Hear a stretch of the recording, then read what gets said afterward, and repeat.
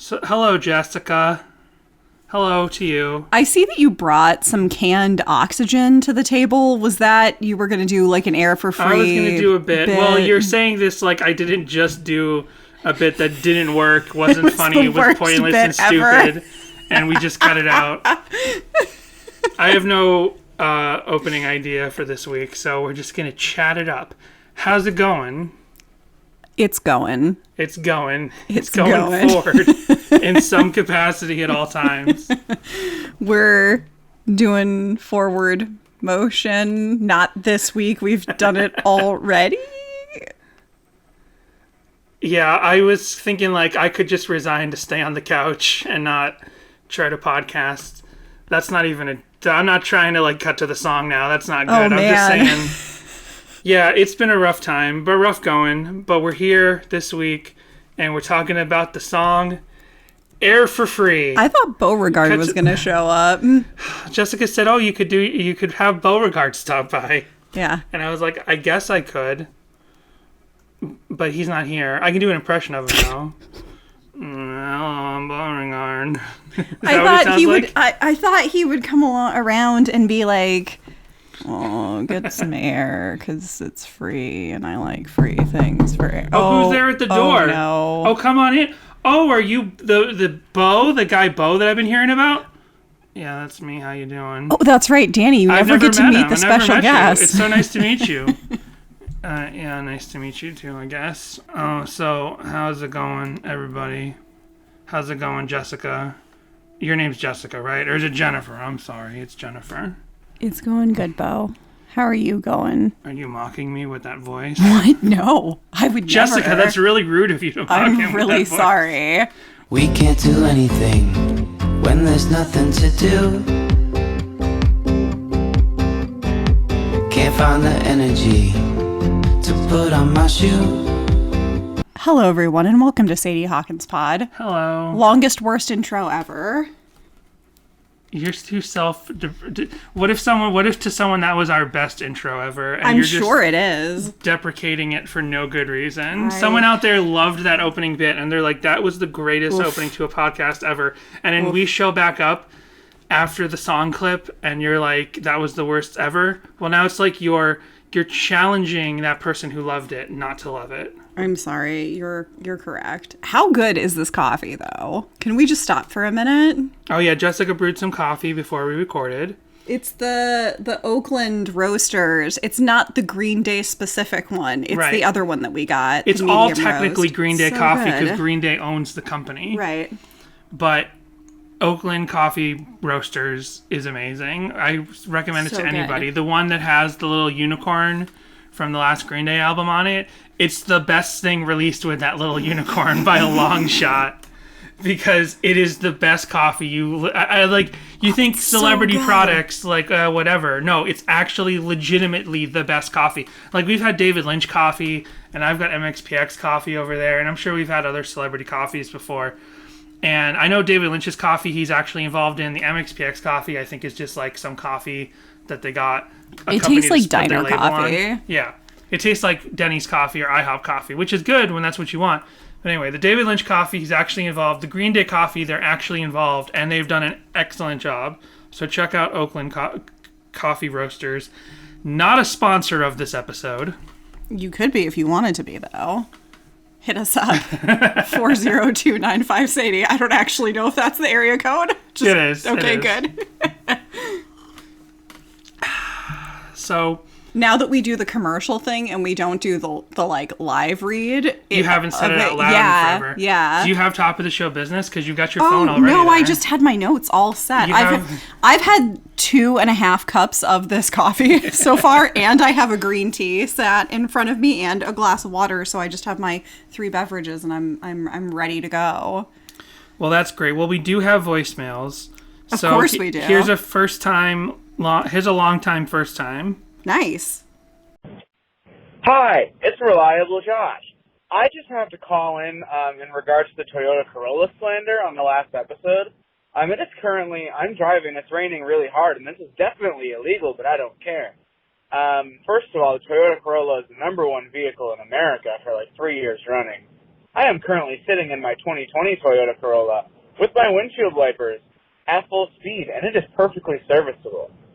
So I don't know what kind of Toyota Corolla y'all had when you were driving through a literal hurricane, but please do not let it influence your opinion of all Toyota Corollas. And yes, I am calling the show for the first time ever to talk about Toyota Corollas instead of, the band that we both have podcasts about. But I just felt like I had to defend my Toyota Corolla. I hope you guys have a great day. Thank you. He sounded so pissed off. I hope you guys have a great day. Thank you. Okay, but were you driving through a hurricane? No. And it's funny where he's like, this is probably illegal for me to be driving in the rain right now, in this rain. But it was definitely... I thought he meant being on the phone. Oh, being on the phone. Yeah. Because there is like some laws somewhere, depending on storm conditions, you're not supposed to be on the road. And that crossed my mind when we were driving through a literal hurricane. I'm from Florida. You can be on the road in a hurricane. Right. But I will say, okay, so we were in that rented Corolla a couple weeks back. We talked about this driving from between Florida and Savannah, and the windshield wipers would not go fast enough for the hurricane. They were just they went fast, but they just weren't fast enough for the hurricane. Yeah. And I've been in cars where the windshield wipers go dut dut dut dut dut dut dut, and these windshield wipers are going dut dut dut dut, which is fast, but it's not fast enough for a hurricane. And I'm sorry that we offended you, Josh. However, Jessica, what car did I drive when you met me? The Scamobile was, in fact, an old-ass Toyota Corolla. It was a 1994 green Toyota Corolla. I had that car for a very long time, not as long as I had my previous car, the car after that, the Caliber, I don't remember, Dodge Caliber. Yeah. But I had this, minty green, not minty green. It was a dark green. It was a dark mint green. It was a winter green.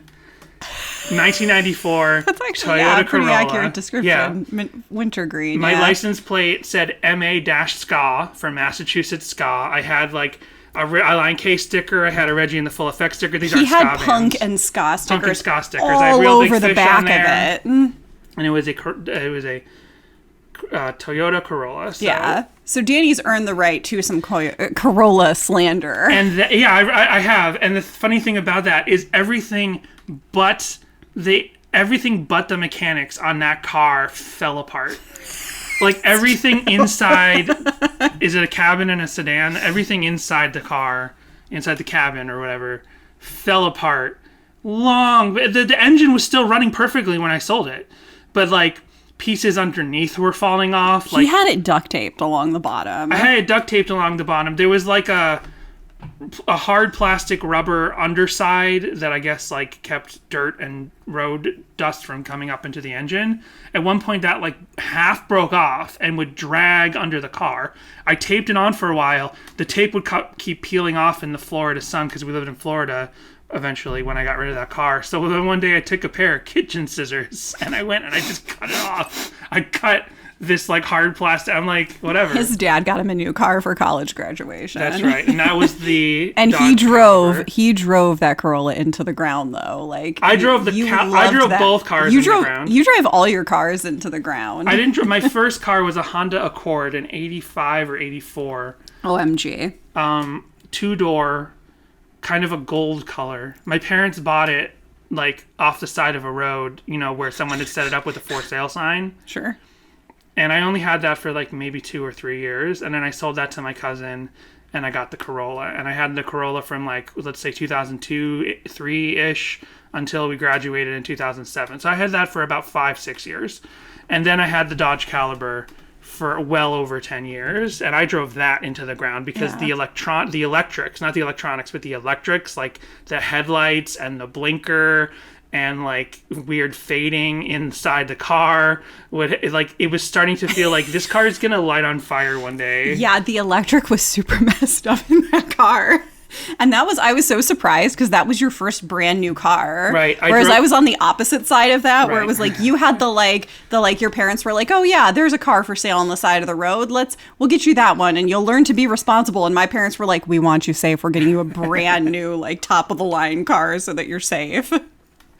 Yeah, that Dodge Caliber, I had it in double digits of the odometer. I remember driving past a Denny's in Winter Park, Florida, and looking at my odometer, and it was like 50 miles, and I'm like, little did I know I would take that car to like, what was it? I don't even remember what it ended at, like 300,000, 400,000. It was a lot. That car's been all over the country, too. Yeah. That's the car I used for all of our moves. If you go to patreon.com/JadyHawkinsPod, listen to the episode about our dog April, which became not just about our dog April, but about the history of us moving all around the country every year until we settled here in California. And every one of those moves, that Dodge Caliber was with us. You know what else didn't work well in that not in your Corolla, but in your Caliber, you and the C names for cars. The air for Freon didn't work perfectly in that car. I was trying to bring it back around. It didn't work, but you can make up your own pun and connection in your brains. Yeah, it took a lot of work and a lot of money to get the air conditioner keep the air conditioner working in that car until I finally got rid of it. So here we have so these are more recent voicemails, and by the way, we still have like dozens of voicemail, like a dozen or so, 15, 18, something like that. Wow. If we've never played a voicemail that you've sent us, like I keep them in the Google Voice. I've never mentioned this, but if you send us a voicemail and I've never played it, like Daniel has sent a bunch and Lindy has sent a bunch, because those are our two people who like call up the most when they just have a thought while they're listening to an episode.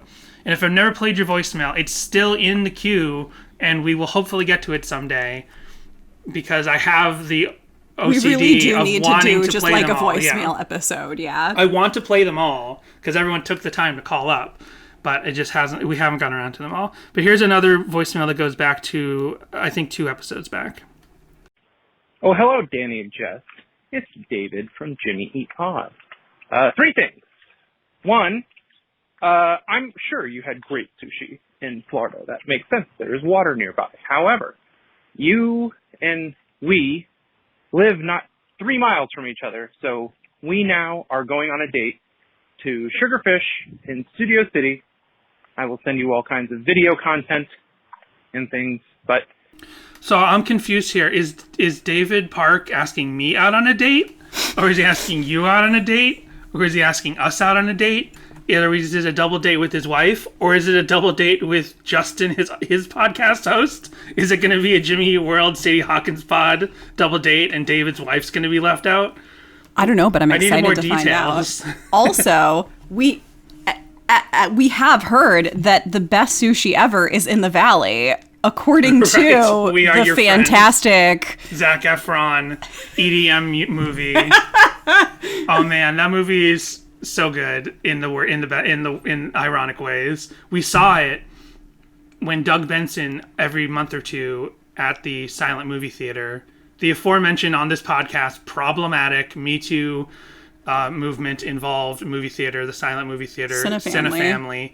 Before all that came out, Doug Benson wasn't involved, right? Doug Benson wasn't involved in any of the Me Too stuff that happened at that theater, but he would do the Benson movie interruption, and it was basically a live Mystery Science Theater thing where he'd get his comedian friends, and we went to see We Are Your Friends, the Zac Efron EDM movie. Terrible title. I know Paul F. Tompkins was one of the panelists, maybe Kumail Nanjiani, but like I could be making that up. I know he did them, but I'm like, who else was there? I don't remember who else was there, but It was amazing. Because we've been to a few of them, so I can't remember who was at that specific one except for Paul F. Tompkins. Right, and the funniest. There's a running theme in that movie that the best sushi is in the Valley, because like they're Valley boys. The whole movie is about Valley. They're like Valley boys. It's like a real current generation's Karate Kid sort of movie, because they're like Valley boys and they're happily Valley boys, and then they dip over the hill to Hollywood to try to get, because it's like Entourage. Like Zac Efron is an EDM guy, and his whole crew basically just supports his career and like helps him with his gigs and stuff. So they go into Hollywood a couple times in the movie for work on his career and go to parties and stuff. And they'll go to these Hollywood club parties. Promoters or something. Right. Like I guess they got to help promote other clubs, which maybe this is true of like DJing and EDM music, that like they help clubs with promotion, and that gets them in the door to get Zac Efron set times or something. Good movie in the worst ways possible. Yeah. Definitely check it out. I don't want to spoil. There's a third act thing that happens that I called, but I didn't lean over to Jessica and say it. Like the last thing you kind of expect to happen in this type of movie, but I saw it coming, and I should have leaned over and I should have said, "This is going to happen," because then it did happen, and I was like, I called it. Hilarious. So anyway, David has more voicemail. But anyways, there's this like voiceover in the beginning where he's like, I live in the place with the best sushi in the world, the Valley. And we're like, oh, is that a thing? But then they mention it in dialogue a lot later. Oh, and Emily Ratajkowski, right? That model from the Blurred Lines music video. This was like one of her big acting roles. And her character, in the end, kind of gives up on the whole like electric circus EDM crowd, and she goes and gets a job at a cafe, and the cafe is Romancing the Bean in Burbank, and like none of the panelists had heard of that. They'd never been to it in Burbank before, so they all laughed about the name Romancing the Bean, and Jessica and I turned to each other, it's like, we got to check that coffee place out, and we go there all the time now. They have amazing cakes there at Romancing the Bean, so we'll go get sushi. If in Burbank, California, visit Romancing the Bean. We'll get amazing Valley sushi with David, and then we can go get amazing Valley cake. The coffee's good too. Not as good as Oakland Roasters, but good. They also do this thing where they have coffee ice cubes so that you're not watering down the coffee. Right. Like it's made of coffee. Mm-hmm. That is the sushi to go to in LA. It's now a chain. However, it's done sustainably and in such a way that it pays homage to the original sushi place that it took its technique from, Sushi Nozawa, which was formerly in the Sugarfish Studio City location. So, staying as true to form as possible, we will go there on a date. I just need to figure out a babysitter situation. Anyway, second, pumpkin spice is incredible. Anything pumpkin spice, I will try. Thank you, Jess, for remembering. All things fall, I love. I don't even remember how it came up on the show, but I remember Jess bringing my name up when pumpkin spice came up, so yes. And lastly, yes, the Osborne Christmas lights. I loved just hearing Danny talk around the Osborne, Florida Christmas lights. But Jess had way more information than I ever had. I saw the show once in 2012. I was glad I got to see it before it was done. Yes, to make way for Galaxy's Edge. And that's about all I have. But yeah, Osborne family Christmas lights were very, very cool. And I absolutely forgot that was where I knew that Relient K song from. So anyway, that's all I have. Okay, bye.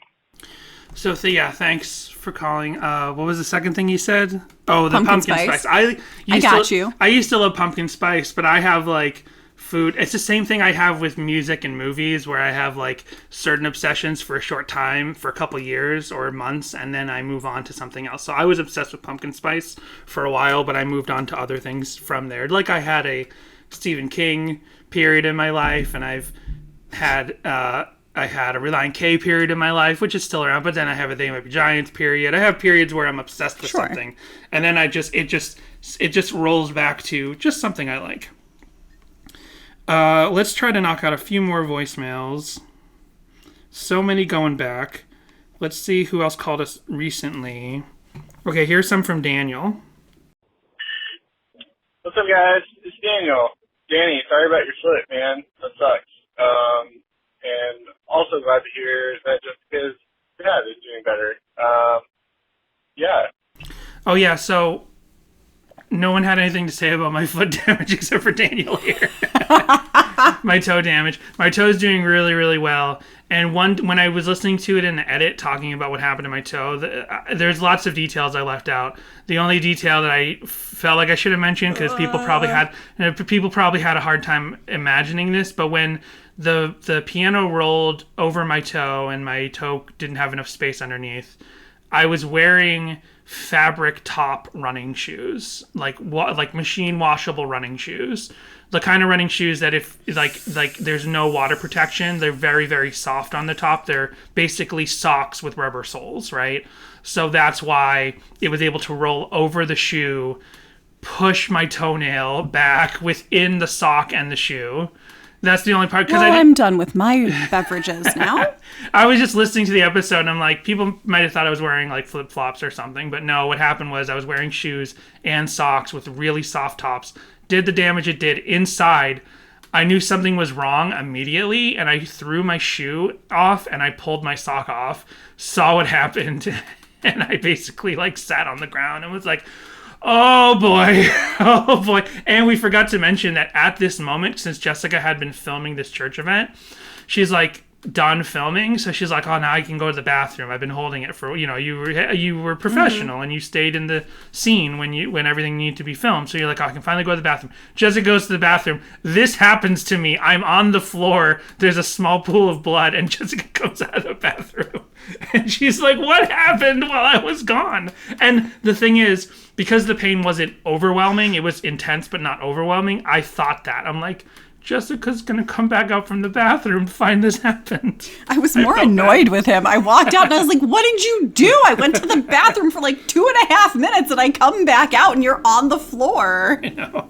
So let's hear more of Daniel's voicemail. I heard muffled cursing from inside the bathroom and I honestly went, oh, I hope that's not I was trying Danny. not to swear because it was church, but like it was incredibly painful. And no one blamed me for swearing either. So on the lyrics thing, I'm like 99% positive it's one left turn, assembled to be one left turn. I mean, to me, that's the only thing that makes sense. You make it, I mean, because that's what racetracks are, like in NASCAR and stuff. It's all one left turn. So I don't know how it could be anything else. And obviously I'm talking about Penny Loafer. When I saw them in 2004 the first time, it was within a couple days of that Cornerstone one. I've probably mentioned this before, but they ended their main set with a Penny Loafer Saved. And then their encore was I Am Understood. And the concert had gone on way later than I thought it was going to. And it was at Six Flags in Texas, and me and a couple friends were supposed to meet back up with our youth group at a certain time, but it was like my first big show ever, and I was not going to miss Relient K, so we didn't leave to find the rest of the group until the encore, and so we were walking out of there as I Am Understood was playing, so it was kind of a bummer, but yeah. Gonna hang up for a second because it's my turn to order at Taco Bell. That's funny. That story that he just said at the end reminds me of when I would go to Soul Fest. The first 1 or 2 times I went with a youth group that I went to. And the last time I went with the youth group, I'm like, I'm never coming with this youth group again. Because they had all of these rules about, which one is understandable, but one was like, you have to have a partner. You have to have a, like a buddy buddy at all times. And that's fine. But then like your buddy wouldn't want to see what you wanted to see.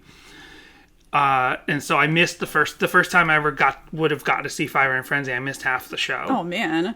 And it was because of Jeff, who later was my best man. But Jeff didn't care about Fire and Frenzy. I don't even remember what we were seeing that was overlapping. But then they had times that you had to be at certain worship sets and stuff. Like you had to go to certain speakers, sure, and stuff.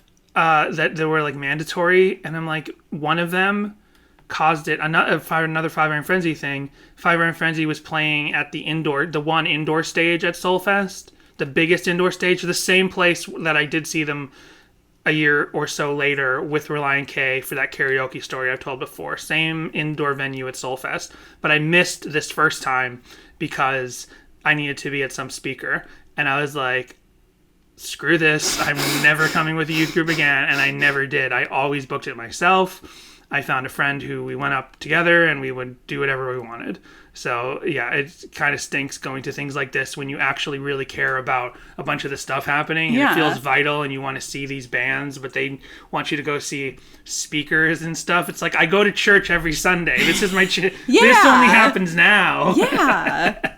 These bands only are here together for one weekend now. Man. So, thanks for the voicemails. And like I said, we still have a whole bunch more voicemails, and we will someday get to them all, even if we have 2 here from April. My youth group never went to music festivals or anything. We just went to like do laser tag and paintball and violent activities. Preparing you for war. Yeah. So, so now we can get into the song Air for Free. And this is the first part of this song is very much my mood nowadays, right? So we can't do anything if there's nothing to do and sitting on the couch. And that's how I feel all the time. Like, I've talked about it for the last couple weeks, but I'm like in an incredible depression. I've always been, I wouldn't necessarily call myself a happy-go-lucky guy. I've always had like anger issues, and I've always had incredible social anxiety to an unsurmountable degree. Like, I'm not like just the happiest guy, but I've always been a roll off the back sort of guy. I've always been someone that people talk about as very quiet and calm and stuff, seemingly, right? But so now I'm like actually like genuinely depressed for the first time in my life. And like, I feel bad saying this, but it's almost because so many people had horrible times in 2020. Horrible things have happened. People lost people. So many deaths that were completely avoidable, right? And it was awful for everyone. It was worse for other people than me. And maybe I have a little survivor's guilt from that, considering, you know, we kept our job and we never caught COVID up. You know, we've never caught COVID that we know of and everything. But like 2020 was like, it was such a better time for me than 2021. Well, things also build up. And when I laugh, it's because I feel uncomfortable. Yeah, you know, things build up because you're so isolated during that time until it finally just like, and then, you know, trying to sort of integrate back into the real world. It's like, I don't even know what to do with myself or with anything anymore. And, you know, especially here in California, rules keep going back and forth, and we're kind of like, oh, what's happening? And, you know, you go, like, we just went and visited other parts of the country, right. And in other parts of the country, things seem like very there's no COVID. normal. They act like there's no COVID. Everything seems relatively normal. You sort of get lulled into a false sense of security, and then you come back to California, right, where things are very much so on high alert. We still have relatively strict guidelines in place. So this song is actually, I will say, like, this song is perfect for me right now, and I actually, spoiler warning, love this song more than I did before. I'm telling you the end of the podcast now. I love this song now. This is honestly one of my favorite Relient K songs. I never gave it much time of the day before, but I spending so much time with it, I was like, this details so much of my mood. This is a perfect headphone song, and not just ear pods, but like over the ear headphones. Like, if you have over the ear headphones, listen to this song. If you only use Spotify, go into the settings and make sure quality is set to extremely high. Like, don't let the streaming lower, you know, and lose digital audio information. Like, go buy this on iTunes or whatever the highest quality things are. I have a Tidal subscription right now. It's way too expensive, so we're not going to keep it. But like, it sounds amazing. Like, Tidal, the Jay-Z owned streaming service that supposedly, like, it's like better revenue for artists, and it legitimately sounds better. That's their claim, is that their audio quality is better, and it's true. It's undeniably better than Spotify. I listen to it on there. And if you have the CD, listen to the CD. This song is amazing, and I love it. And I have so much to say about this song this week. Some of the back half of the song, I get a little resentful towards, because the message of the song is clearly like, if you're sad, get out and do something, or get together and go out. But like, in the 2020 context of this song, like, you couldn't go out and do stuff, right? And it's kind of funny because the first half of the song does have this odd pandemic coincidental theme of like, we can't do anything if there's nothing to do, sitting on the couch. And when he says novel idea, nothing to worry about, I always think like novel virus. Yeah. So much to worry about. So I get so it's like, so you and me get out, we do stuff, but my depression doesn't go away. So like, the Relient K thing of like, get out, get your air for free, go outside and climb on rocks like Matt and Matt, like, and you'll feel better. It's like, well, I feel better at that moment, but it's not a cure for my overall depression. It doesn't carry over. Right. So until reading over the lyrics online, I could not suss out the it's our oyster part after hang a map on the wall, circle it all. Oh, really? I could figure that part out. I could not hear it's our oyster. Well, someone had to because the lyrics aren't officially published. Yeah. So these are just sussed out lyrics from somebody. Well, I figured it could be from either like a live performance or from the Happy Earth Day video live stream or something where, you know, you can probably get it a little more when there aren't like those subtle effects on the vocals and that sort of thing. Right. Somehow I figured out what he was saying, whether it was the first time I heard it or later, I'm not sure. But I figured he said, hang a map on the wall, circle it all. It's our oyster. So at that moment, he's saying, it's time to get out. Let's go anywhere. We have the whole map to go to. The world is our oyster. The world is our oyster. So I'm not a huge fan of the keyboards or the extra little generated sounds. It almost, parts of the song almost sound like a Lakeisha Kruger song, like the bed music. R.I.P. Lakeisha Kruger. I also don't love the effects on the vocals, but I do love the live version of this song, and of course the Happy Earth Day version. Yeah. I like the more stripped down, organic version of this song a lot. I like every version of this song. I like the album version, I like the live album version, I like the Earth Day version, and I liked all the covers. Even though some of the covers struggled, like there's something about the melody of this song that is so simple that no matter what instruments people used for the cover, it always felt sweet, even if timing was... Well, we had to cover some of them, the timing is off, or the instruments are slightly out of tune. Some of them are electronic, some of them are more organic instruments, but they all just sound sweet, because it's like sometimes there's a song that's just so perfect for melody that it's impossible to do a flat-out bad cover. Like, even if your cover isn't well constructed, it's still... You still feel the emotion of the original song, and now I think that with Air for Free, which I did not think before we did this before we prepared this episode. Like I was saying, I never gave this song the time of day, and now it's honestly one of my favorite Relient K songs. I think this song is due more from the fandom. There are obviously a lot of fans who have covered it, and there's one fan video, but like more than Sleepin', which is like the cousin of Savannah. Savannah has this special place on Forget Not Slow Down. Like, Savannah has a huge fan following. It's maybe a lot of people would consider it artistically like one of the heights of the album, especially when you watch the Mark Lee Townsend video where he talks about when you see all of those Pro Tools timelines for all the instruments involved. This to me is more like the Savannah of Air for Free than Sleepin', because there is so much going on. It's a mix of electronic elements and organic elements. So this is like the better concept of like taking that like deeply dense and slow, you know, downbeat and melodic and a little wistful concept of Savannah and bringing it into a 2016 version that has more electronic elements. Yeah, for sure.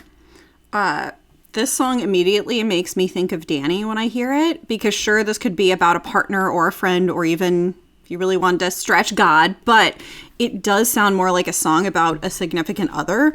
And when I hear the lyrics, if I sink to the darkest depths, will you be there for me to hold my hand while I hold my breath? That imagery to me invokes wanting my person, and Danny's my person. So I always feel like I'm singing this to him when I listen to this song. That's nice.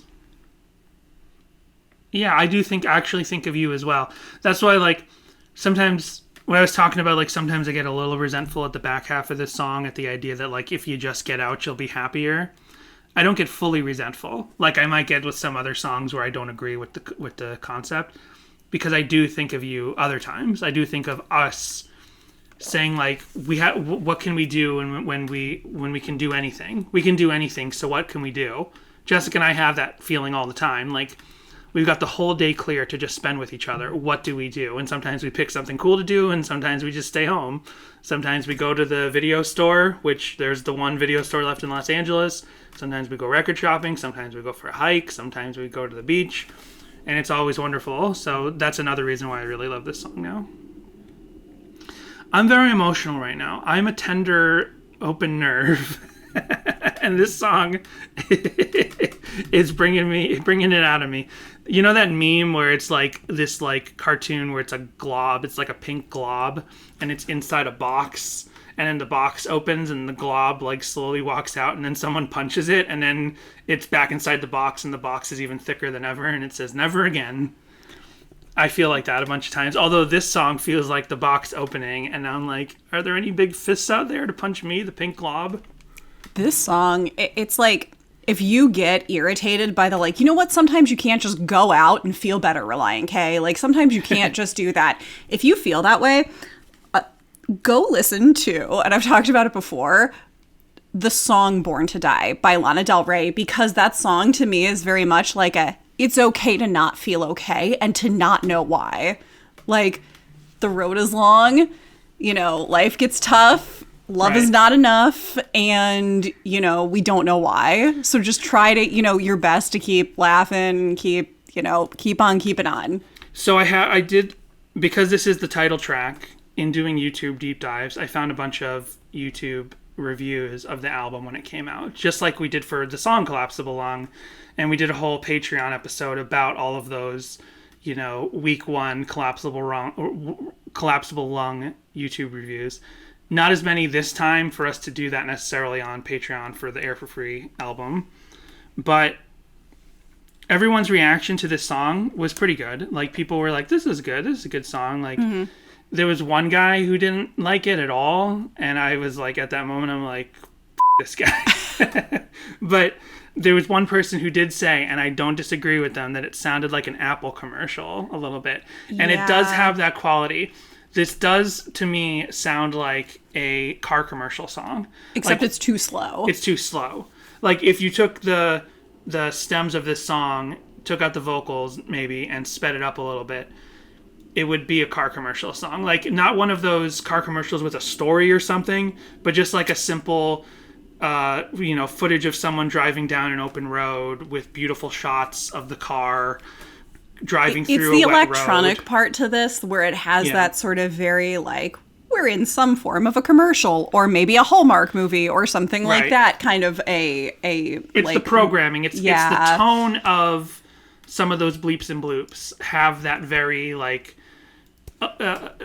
European car commercial. Like, you know, not the goofy, like I say, not the goofy car commercials, but the real, like, dignified luxury car commercials with, like, just kind of an electronic poppy song. But I do think that, like, as I was hinting at with the Savannah thing, that this is the Savannah of this album more than Sleepin'. Because the tone is very similar, right? The musical tone is very similar. The beat, the emotion, like the actual theme and the feeling is different, though, because Savannah is kind of like a torch song. It's a sad song. It's about loss. Whereas this is the real flip side to me. This song is about, like, that sort of wistful, like, this is like a vacation song as well. That's the thing, is, like, these are both vacation songs, like that slow, take it easy feeling. But with Savannah, it's like, I wish someone was here with me. And with Air for Free, it is, someone is here with me. I'm here with someone to do whatever I like. So more than Sleepin'. I mean, Sleepin' like literally borrows melodies from Savannah. So Sleepin', and when we talked about it, and other people have talked about it, feels like the happy sequel, the happy epilogue to Savannah. But I think this song really is that to Savannah, because it's the same emotional beat, flip side, more so. And with all this dense stuff with electronics, I can understand how someone might hear the electronic elements of this song and get a little resistant to it, especially following Collapsible Lung and all the poppy electronic elements on that. And they think, like, oh, here's Relient K doing more poppy electronic elements, just trying to be radio friendly. You're just trying to do hip new stuff. But like, I feel like this is a more organic, a much more, ironically, a much more organic evolution of that idea. Like adding this programming on top of what are organic elements. Like there's a real guitar in there. There's a very haunting real piano in there. And then you add these electronic elements on top. There's these doubled vocals. The vocals are a little processed, but not so processed like Empty House, you know? And then the vocals are doubled up at different times. There's multiple T-sons at the same time, just like there were for Bummin'. And nobody looks at Bummin'. People listen to Bummin', and they're like, oh, this is Relient K back again. Finally, old Relient K is back again. Well, here you have elements of Bummin' in this song, which some people might say, oh, this is new Relient K trying to pull a fast one on us and be hip again. I'm like, this is Relient K trying to be hip, but to me, succeeding. This is Relient K trying to be modern and succeeding. And it's just stripped down. It's such a sweet, classic Relient K melody, especially, like I said, when we get into the covers and you hear people just on non-electronic instruments just singing this song. Like, this is a great campfire song. This is a great just, like, sing it with nothing, or the song's not even playing and you just sing it kind of song. This is a proper musical and lyrical evolution of Relient K as a band. Right. Like Empty House, which a lot of people don't like, and Jessica doesn't like that feels the most collapsible lung thing on this album. And I've said it a million times, though, Air for Free to me feels like what Collapsible Lung should have been. You know what I mean? Air for Free, it's like, this is the evolution of, you take Forget Not Slow Down and you modernize it, you make it a little bit more popular, you try to include more people who aren't interested in just pure rock music.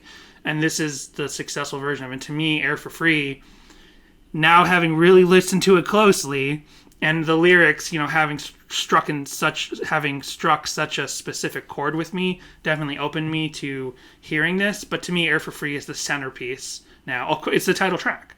It totally makes sense that this would be the title track to me, because this feels like the heart of the album. This feels like the heart of what new Relient K could be and could have been back in 2013.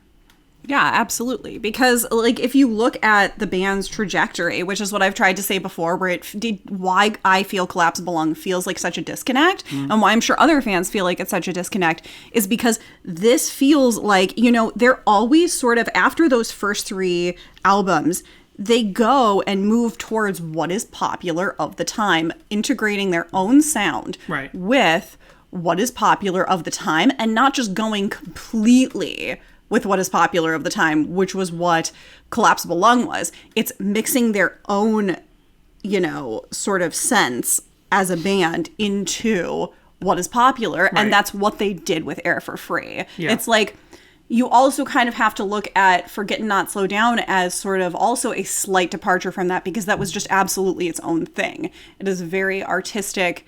It's their subjectively best album, and so it's kind of its own thing that is kind of set up on a pedestal and doesn't sound like anything else necessarily of that time. April, she's agreeing. She's hyping me up.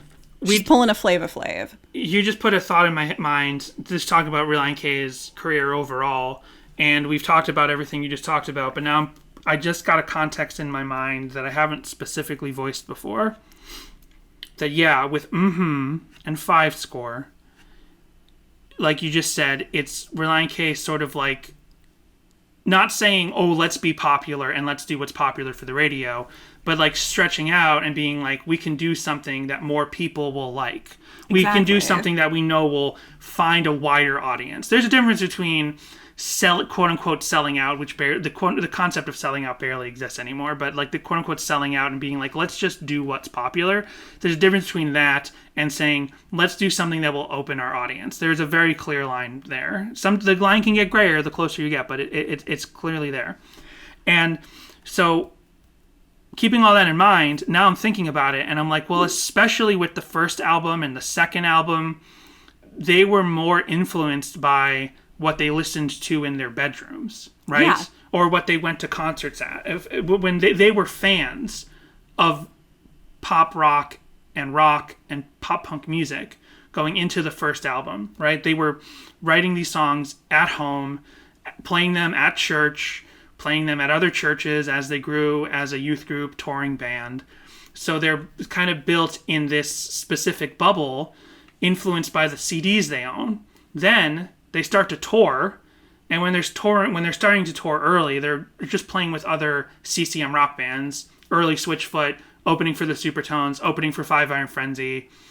And then they start to do Warped Tour with the third album, and that, I think, probably influences because now they're like, we're around all of these other bands that are bands for the sake of being bands. We started our career in the ministry world of where you're a band for the purpose of going to churches. Like, that's how they did most of their early tours, like going to churches, going to youth groups, like giving youth group kids around the country something special to do one night. And now they're like touring with other bands on Warped Tour and bigger tours with like Paramore and other bands like that. And now they're influenced because they're surrounded by all of these other bands. Exactly. And yeah, that's what I mean by like being more influenced by and sort of reaching out to what is more popular, is because that is what they are consuming. Right. So they are consuming what is sort and they've of become more... a part of that. Yeah, they're part of that exactly. world now. They're part of the recording industry world. They're part of the actual pop punk world now. Yeah. Cool. Do you have anything else to say about this song? Because I read through all my notes, all my... Yeah, I think I'm ready to take a break and then get into the deep dive. Cool. We want to thank you very much for listening to Sadie Hawkins Pod. Please follow us on Twitter and Instagram, which are both at Sadie Hawkins Pod. From there, you can interact with us, as well as view the videos and images we talk about on the show. You can also call our voicemail line, which is 402-95-SADIE. That's 402-957-2343. Leave us a message and we can play it on a future episode. Also, we invite you to check out SadieHawkinsPod.com, one simple place to get links to all our social media and a link to our TeePublic store. There you can pick up merchandise, or merch as it's known in the industry. We have our Black Flag parody shirt, our Little Sheep Boy ice cream shirt, and our all-new Boys from Canton ampersand shirts that list the first names of every album lineup of Relient K. And if you can't get enough of us, well, good news. At patreon.com/SadieHawkinspod, we are releasing at least 2 bonus episodes a month. You'll also have access to our whole backlog, including our discussion of Owl City's Ocean Eyes, reading through the Complex Infrastructure book, and the songs from K is for Karaoke. Finally, we want to thank our current patrons, who include Daniel, Josh, JR, Jarrett, Eric, Joel, Connor, Michael, Helen, Samantha, Roxanne, Jimmy Eat Pod, This Might Be a Podcast, Tucker, David, and Brady. We hope to see you there, and even if we don't, we hope that you will keep us in positive regard. Aww.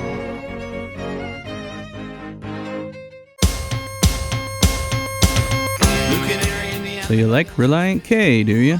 Well, what about They Might Be Giants? My name is Greg Simpson, and I host a They Might Be Giants fan podcast, and it's called This Might Be a Podcast.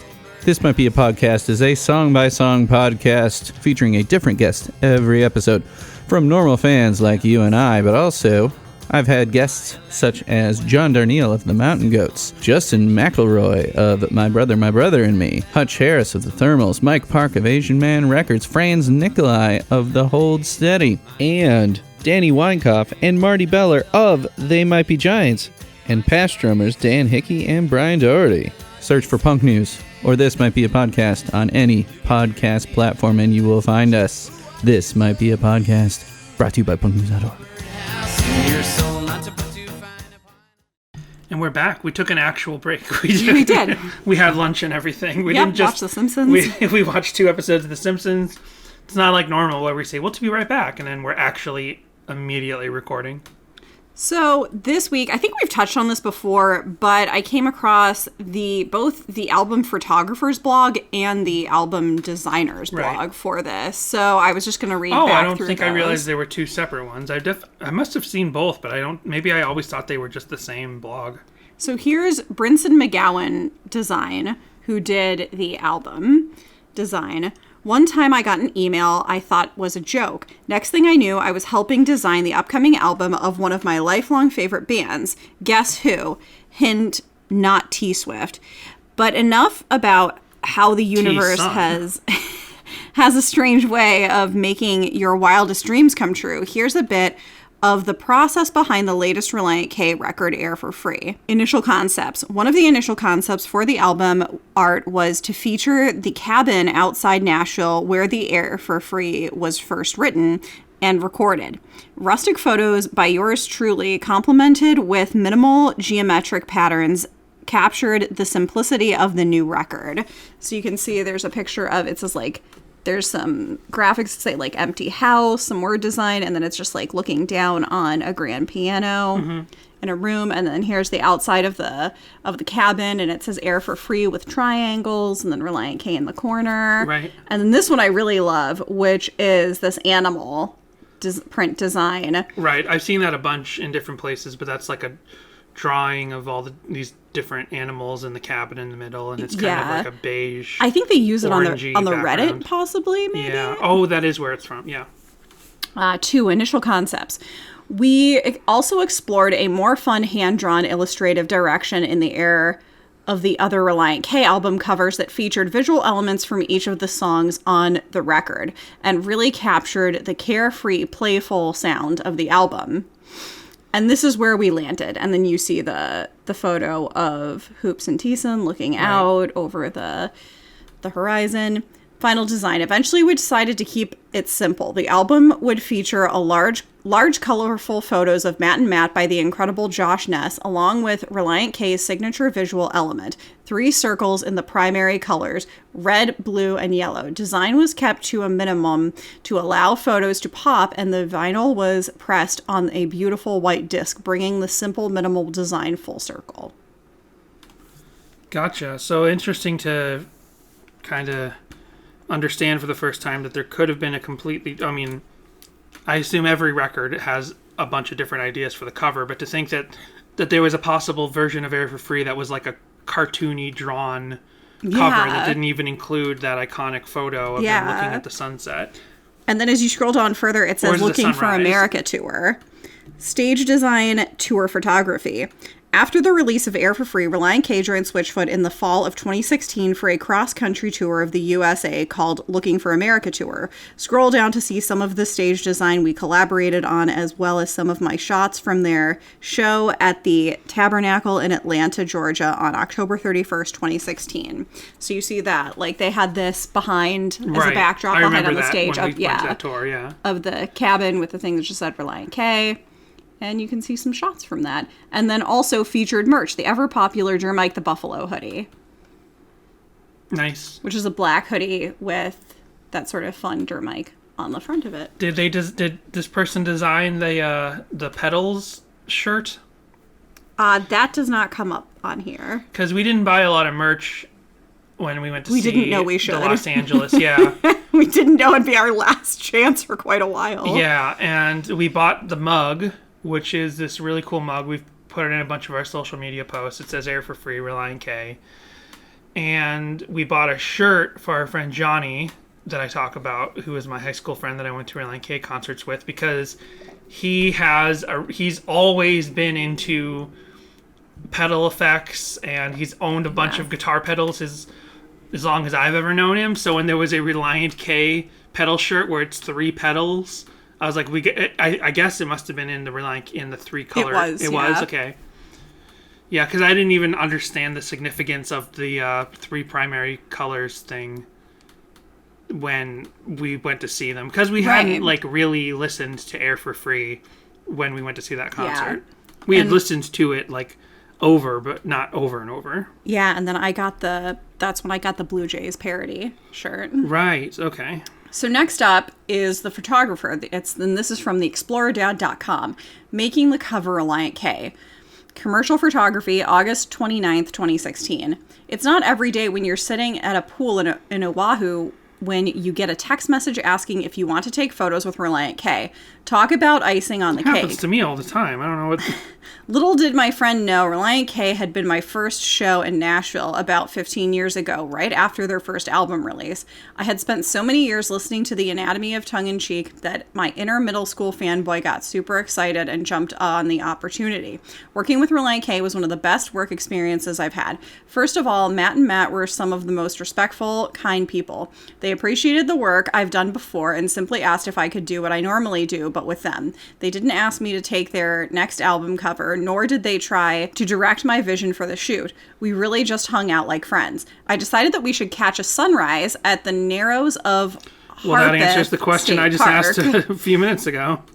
which might be one of the best sunrise spots near Nashville, and take in the views at the Natchez Trace Parkway Bridge. From there, we grabbed breakfast at Loveless Cafe and called it a morning. In the afternoon, we drove out to Hatcher Dairy Farm's Airbnb, where Relient K had wrote most of the songs on the album. After drinking caffeinated chocolate milk and shooting what felt like my own private concert, we called it a day and eagerly hopped into the editing these. And then here we've got some of the pictures All right. from that day. Yeah, I've seen this page more often than I guess I've seen the one about the layout of the album. Here's the Loveless Cafe. It's loveless, like without love.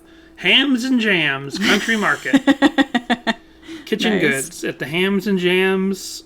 Oh, and I guess it's a motel as well. The Loveless Motel. They're letting you know Nice. what goes on or what doesn't go on at this motel. No love at this motel. That's cool. So yeah, so the pictures are the guys playing around in the cabin on different instruments. You've got Thiessen on piano, ukulele, and trumpet, and you've got Hoops on guitar and trumpet as well. So good stuff. Almost 400 people in their Google Maps reviews of the Loveless Cafe have mentioned the preserves, compared to only 75 people mentioning the country ham. Then we've got the Fangirl Initiative, why you should listen to Relient K's Air for Free. Don't tell me what to do. Tuesday, October 4th, 2016, Amanda. Why you should listen to Relient K's Air for Free. There has hardly been any music that has touched me as deeply as Relient K's album Air for Free. While I have loved Relient K for years, this new album has jolted my soul in places I didn't even know were there. Here are some of the highlights of such a truthful collection of music. 1. Mountaintop considers the utter possibility and whimsy of life. It speaks the utter joy that comes from being in love and how automatically beautiful life becomes out of it. Words cannot describe love, and this song's words perfectly describe how indescribable it is.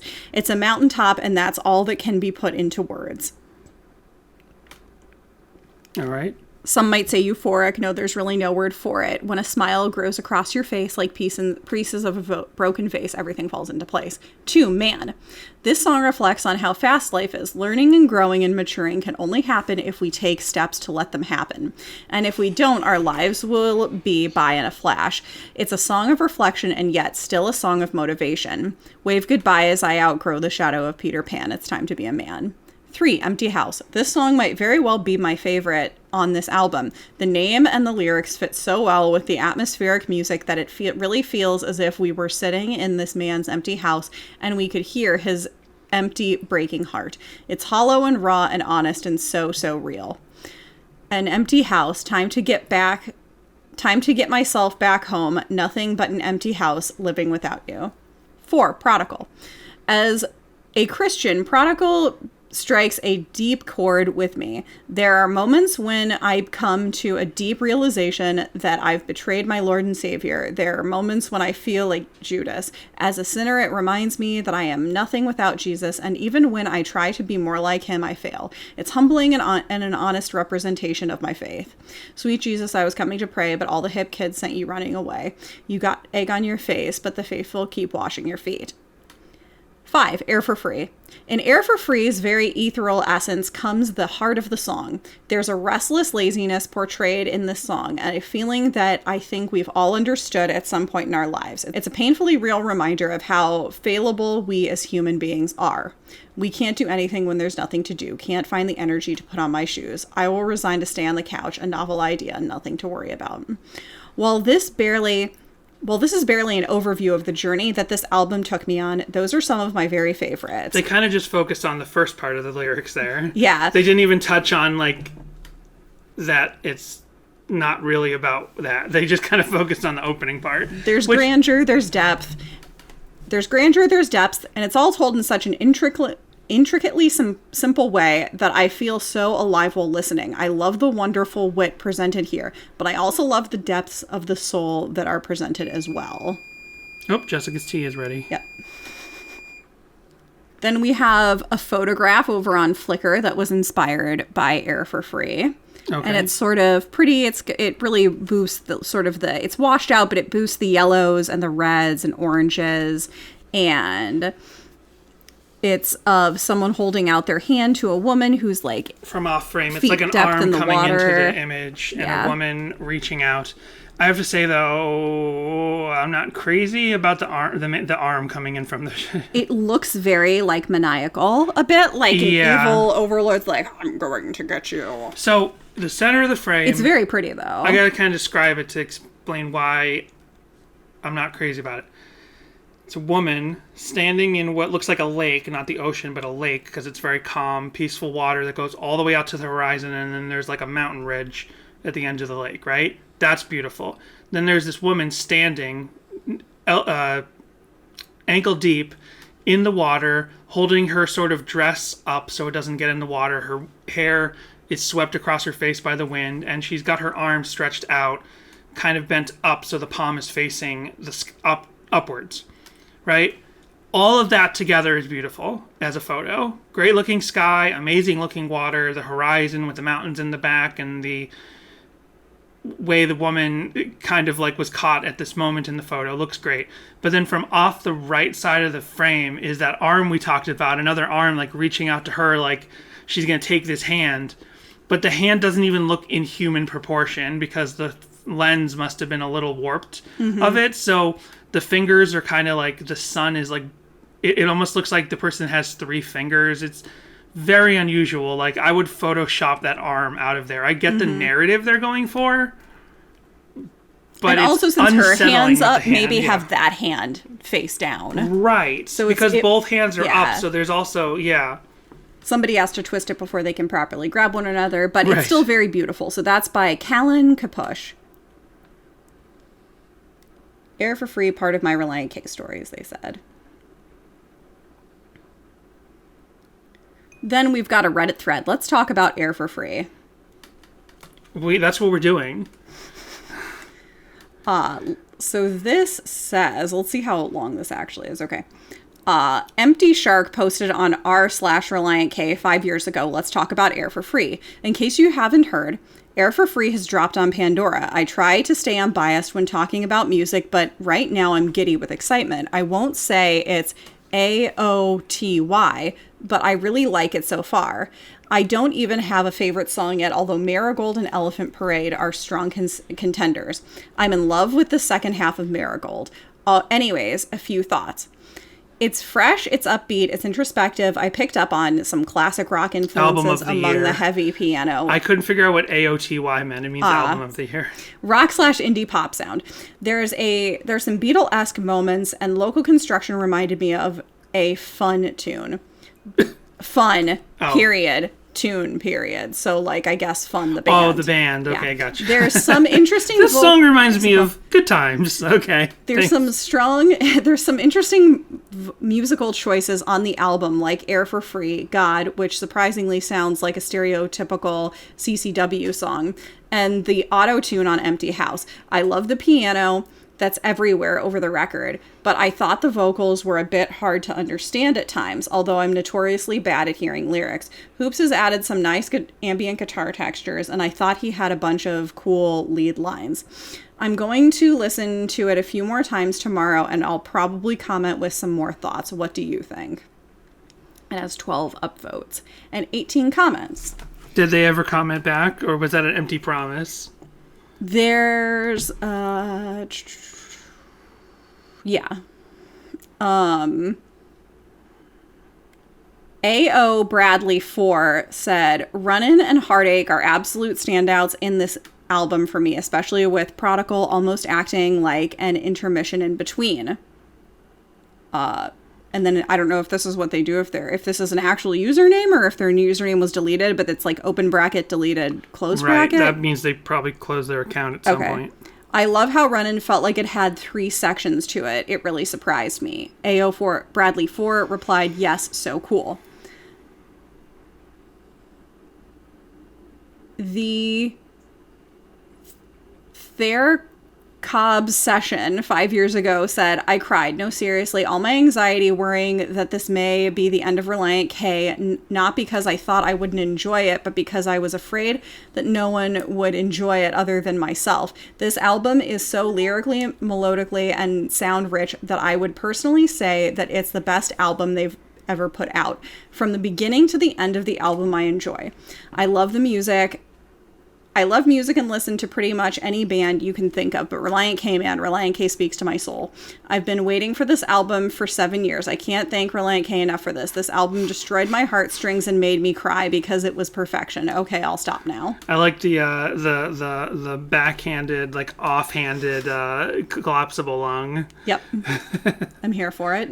Like 7 years.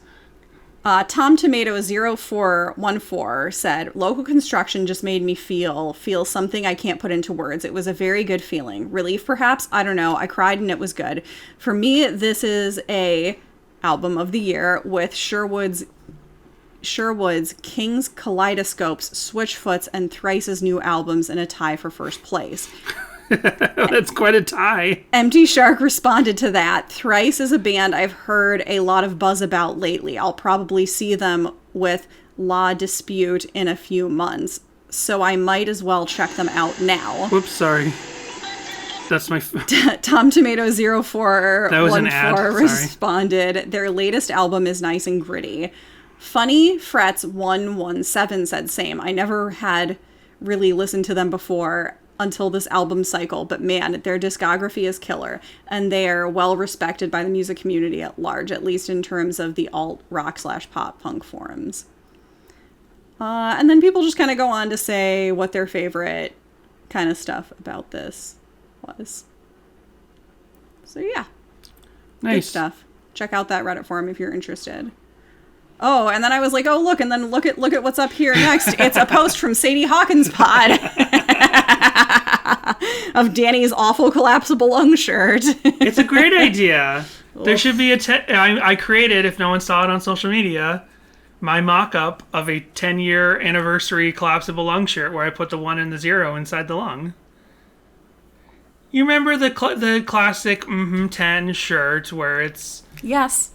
We know. The 1 and the 0 with the flower in the middle. It's like the only shirt that's still available for sale on the website. Right. After like 8 years. 7 years? Anyway. So there's this Christian radio station that I find clips from all the time because they interviewed Hoops. I guess... Is it Grandma's house? Well, this says it's from Grandma's house. I don't remember. That one that kind of looks like they're in Grandma's house, but I think they're at a radio station thing. We've been to it a few times before. Oh, gotcha. Well... Or like they're in like a funeral home or something. I don't remember. Oh, well, no, I'm not playing music yet. I remember what you're talking about. There was some radio station, but that was I think that was from like the 5 Score days, where it looks like they're on Grandma's kitchen chairs, right, but they're playing for a radio station. Yes, I remember what you're talking about. No, this was a Christian radio station called WJTL that interviewed Hoops back in 2017 at Creation 2017. And there's all of these clips that you find all the time. This is odd because, like, the interview was from 2017, and it's been online forever. And I find we've played many clips from it before, but this clip specifically, they only uploaded a year ago. Like, since our podcast has existed, like, they, 4 or 5 years later, they clipped another little clip out of the long interview and uploaded it. Mm-hmm. So I just found that surprising to see that this, and it's from their official YouTube page, so I was just surprised to see that. And it is a clip out of that longer interview of Hoops talking about his feelings behind the song Air for Free. There's another clip from this same radio station where he discusses the title of the album and the recording of the album. We've definitely played that before, about the cabin and how the photo shoot happened well after they went back to the cabin, well after they recorded, and there was some people thought like they did the photo shoot and the recording at the same time, which they did not. So here's Hoops specifically talking about the song. Tell me a little bit about the song Air for Free, because it's been one of the favorites of my show, some sort of rock show, and I know that there's some layers to that song. Just tell me a little bit about how you guys see that. That song, Matt actually made a demo of that song that was very similar to where it is now. And really, when we added things to it, when we added layers to it, when we added really anything to it, we were constantly trying to make sure that we were preserving some of his initial minimalist. It just has this chill vibe that I don't think we've ever been able to accomplish in the way that we accomplished it on that song. Mm-hmm. So I found it interesting the way in which Hoops right there says, like, it's a chill vibe that I don't think we've ever accomplished before, because to me this song is one in a set with Savannah and the same chill atmosphere to that. But, as I said before, so maybe this is the way that Hoops doesn't compare them. If he was just not thinking of Savannah at that moment, Savannah is a sad song, and this is a happy song. Mm-hmm. Even though that one blog post you read only focused on the sad part at the beginning, like, this is a happy song. So I would just amend what Hoop said there, that Savannah is a song that they found this kind of chill vibe previously. And the song, I think, is very powerful too. It's something that I think a lot of us go through in bands, but people, in real life, just like talking about that idea that the comfort of not engaging in life, the comfort of staying at home and not really risking being out in the world. I think that's something that we can all kind of like feel that feeling and feel the importance of having peace with that. So that's also nice to hear, especially since I did have some back and forth with my feelings on the second part of the song, that this is like that thing that we've talked about multiple times. You bring it up all the time, about like, do what you need to do to feel right. Yeah. As long as it's not hurting you or hurting someone else, like, there are things you need to do to like take care of your mental health, and you shouldn't feel embarrassed of that. You shouldn't necessarily feel like lazy or wrong for taking care of yourself. So here, Hoops is actually pushing that theme from the song, actually putting that like positive mental health attitude about, like, sometimes you feel like you don't need to get off the couch, and it's not wrong for you not to get off the couch, which is so funny also now that I think about it, in hindsight, with all the other early Relient K songs where Thiessen is beating the crap out of himself for not using his time right and not doing his mission, not working hard enough on his mission. When, like, from an outsider perspective, when we come across those songs, we're constantly like, I don't think you can do more, dude, especially in the original, like, 9 years of the band. Like, how could you possibly have done more? Like, you had so much output and so much work put into the band and so much done with what feels like your mission, what seems like your mission. Like, don't beat yourself up. Well, here's a song that's the opposite end of that. It's like actually saying, like, I don't need to do anything today, and I'm not ashamed of that. Like being able to do that. And so that's what we really wanted the song to sound peaceful. We wanted the song to feel calming in some way. So yeah, it definitely stands out. And it's an interesting track. Like, a lot of the things that Matt put in there, the elements were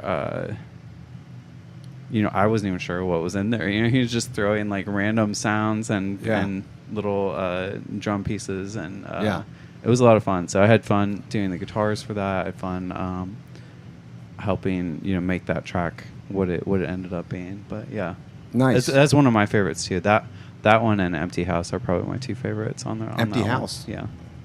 What do you think? Empty House is his other favorite on the album. I I think Josh has said before that it's like an unfinished song, like on purpose. Like they didn't finish Empty House to the point of where like this is a completed song and now let us record it. Like they kind of like purposely took the song that was like half done and said let's record it now at half done on purpose. I don't know what it's about. I don't have a clue. I just cannot stand the auto-tune. I just can't get past that. Like, Thiessen has a beautiful voice. I don't know why you feel the need to put all those overlays and awful jumbledness on top. Well, can't wait to cover Empty House. There's actually, I can't wait to, because then I will be forced to sit and really listen to it and actually like suss out the lyrics, and maybe it'll speak to me. Maybe I'll love it way more. Right. Well, there's something like 170 other songs that don't have auto-tune on Relient K. Yeah. So like, yeah, maybe Matt Thiessen has a nice voice, but like he can do this one auto-tune song. It just it just feels like an Owl City song, and I'm not here for it. That's all. Yeah, there's a similar story, but yeah. Yeah, there's so many engaging songs, and it's though they tie together well, there's a lot of different thoughts in the album. Is what I have found. Yeah. So nice job, congratulations on the album. Thank you. Yeah, I was talking with Matt about this only a week or so ago, but I was just talking to him about how I still felt incredibly proud of that album of Air for Free, and I feel like it's, in my mind, I'm not finished with it. In my mind, I feel like it can stand on its own, and that it has its own kind of energy and excitement and importance, really. Yeah. Because of the way we did it, because of the way it was written, because of the way that it just kind of came together in its own time. Yeah. It's interesting that he said that it can stand on its own, but that he also feels like he's not finished with it, because I'm like, I would love to see Air for Free Part 2. Right. But like, or it could just stand on its own and they could go back to, I don't know, an sound or whatever. Like, yeah, it's something that I guess somewhere else Hoops has talked about, like redoing Air for Free, not to replace the original Air for Free, but to make like another version of Air for Free. To have like basically two versions of it, but it's never happened. Like it's something he talked about, but it never happened. So if they ever go back, I feel like this happened at least one other time in Relient K, maybe more. But there's that other idea that they talked about back when Ethan was in the band, where it was like we'll record a Christmas song every year, right? And we'll keep tacking them on, yeah, to Let It Snow Baby Let It Rain Dear until like the album is a double album. But then they just never did it. They recorded those 3 songs with Ethan, those 3 bonus tracks that ended up going on the Goatee Christmas compilation, but they didn't continue that. I just need another album. I just need like a song, something to be like, yes, we're still doing this, and we're not just doing one singular reunion show for some reason in New York. Right. I just need more. I don't well, it's not called a reunion show because they'd have to have broken up to do a reunion show. You know what I mean. I know what you mean. There's no, like, that was the big announcement. We're doing one show. Just one. And they never announced it. Yeah. Maybe they're waiting till tickets are officially on sale before they announce it. Is that it? Really? That's the big news? I don't think so. I need more big news. They never announced it. No. That text message screen goes out about Thiessen saying big news on Monday, and then they never announced news on Monday. It's just like Ticketmaster Autobots say there's So, this was on the live album, and it is great. I'm not going to play any moments of the 2016 live album right now, but definitely go listen to it. It's great. It's like another great version of the song. Mm-hmm. And it's so funny that a song that some people might criticize as being like overproduced or containing too many electronic elements converts so well to a live album, really to a live performance. Yeah. Because what I actually want to play is this 2016. There's lots of 2016 live videos on YouTube. This one is from the Portland, Maine show, and I watched a bunch of these. Portland, Maine. I don't know where that is. Are you referring to Mountaintop? No? No. What's that from? It's another song. It's not by Relient K. It's not a Relient K reference. Oh, okay. Who is it by? Donovan Woods. I actually just had to look it up because I couldn't remember. I don't know why I heard this song for the first time. Probably on a CW show, not gonna lie. Oh, is it a newer song? I don't know what year it's from. Well, you know if it's from like 96? I feel like I probably heard it in like the originals or something when I was doing that Netflix binge. Okay. Like a year or two ago. Well, here is this. It's only got 19 views. This is uploaded by Esther Littlefield, and there's a lot of YouTube uploads of performances of this song. This is, of course, from the same tour as the live album, the second half of the live album. So this is more or less the same as what you hear on the live album, but just because this is a phone video, I think it captures a little different quality than you'll hear on the live album. So this is 2 minutes out of the song, and I'm going to play the whole thing. Air for free. And if I sink to the darkest depths, will you be there for me? To hold my hand while I hold my breath, 'cause I don't wanna go.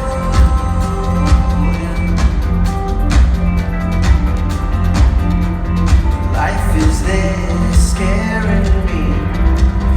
Hold my hand while I hold my breath, 'cause I don't wanna go.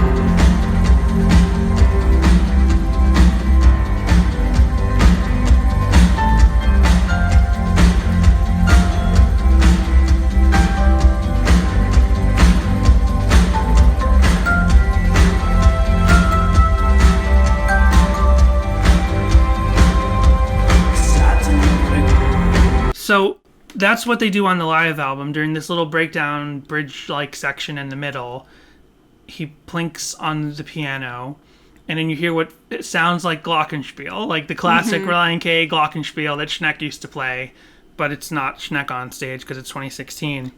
And it sounds so nice and cool. And on the live album, it sounds cool, but maybe because it's mixed or whatever, I feel it lost something that I just got in this YouTube video where it's a little bit more raw. It more sounds like we're in the room. Like that glockenspiel sound is higher up even. It's caught better by the iPhone that was filming it. And it is that drum beat. That is the car commercialiness. It's that for sure part. Yeah, it's the thing is, and it doesn't sound like a drum machine here, but in the actual song, because there are electrical elements to it, it almost sounds a little drum machine-y. Right. It could be. There's credit to drum programming for Thiessen on the insert for this album. So there's definitely like drum machine on the album and in this song. One other thing is that like there's also like a slight skanking beat to this, right? Especially at the beginning. Not just this live album, not just this live performance, but even the album version. So I feel like someone could easily do a ska cover of this song, just like we said for Mrs. Hippopotamuses. Like you could easily convert Mrs. Hippopotamuses into a ska version, and I feel like you could probably do the same thing with Air for Free. There needs to be a secondary ska tune network or something. Like Ska Tune Network shouldn't be the only YouTuber who's like famous for doing ska covers of lots of different stuff. There should be like a... You should learn to play instruments, and you could do it too, Danny. It sounds like so much work. You taught yourself to play the ukulele and the guitar. You could totally teach yourself I didn't teach myself more to play the stuff. guitar. I taught myself to play the ukulele enough. I know for like 4 chords, but someone taught me how to play guitar.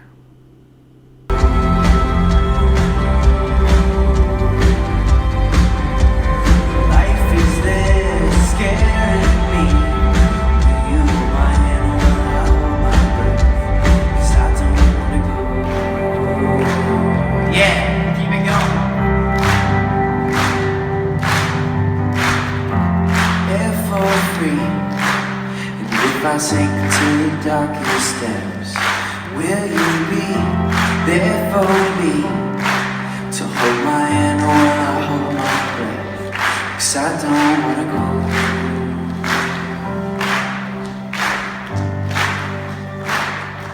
'Cause I don't wanna go.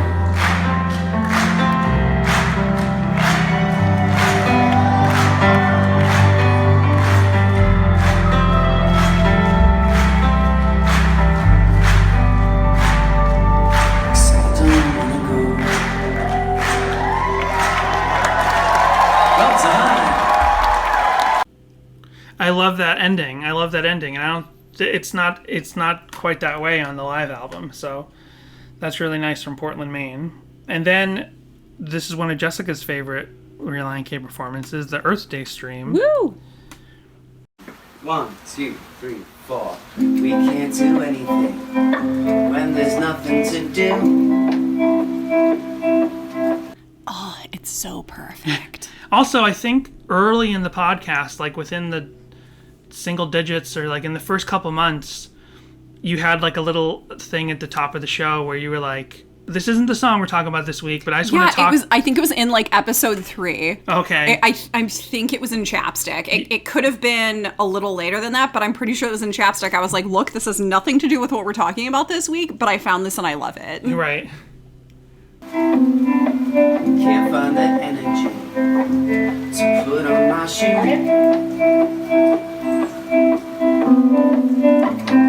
I won't resign, just stay on the couch. A novel idea. Nothing to worry about. I wonder if I just thought of something. I wonder if anyone ever hears this song and when he says a novel idea, if they're misinterpreting that to be like, hey, me sitting on the couch is a good idea for a novel.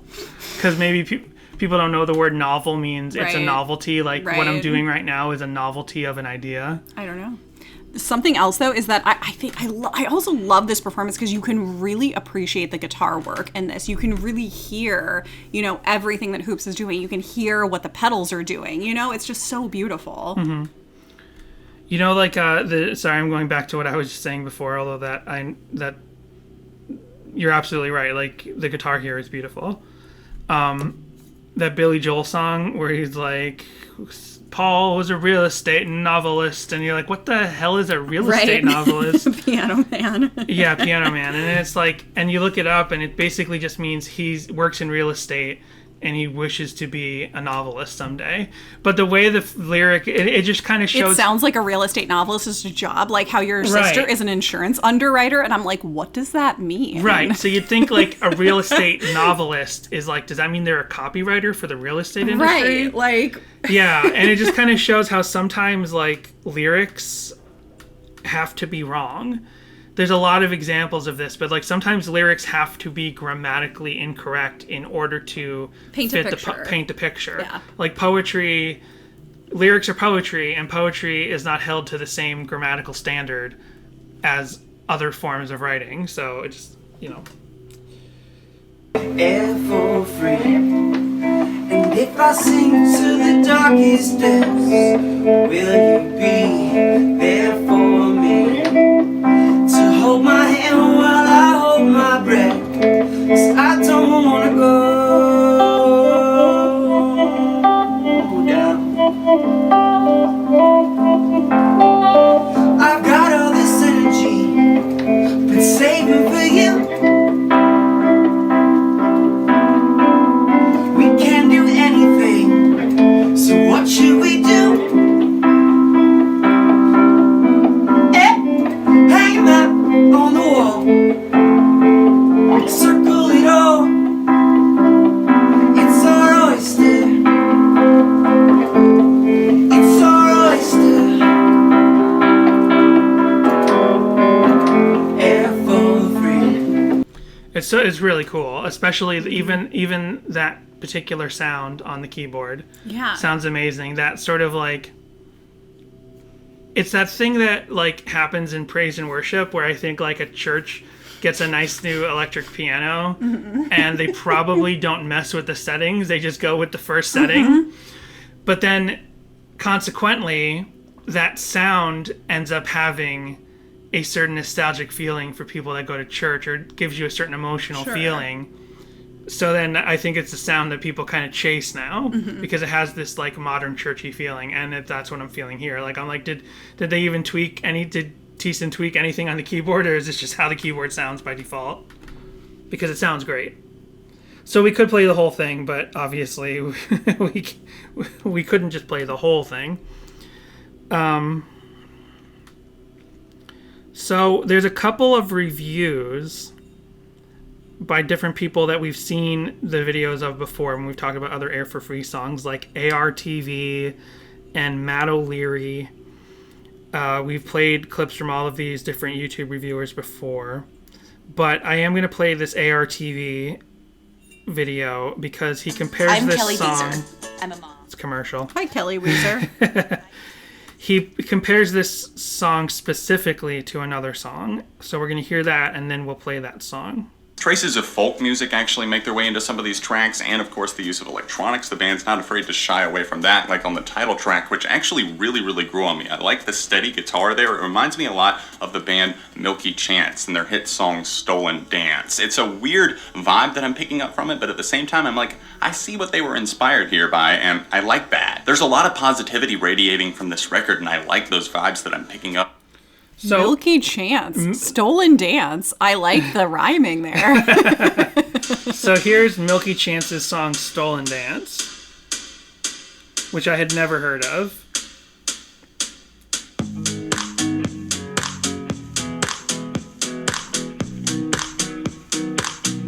Yeah, we're at a wedding or slowing it down in the club. Anything when there's nothing to do.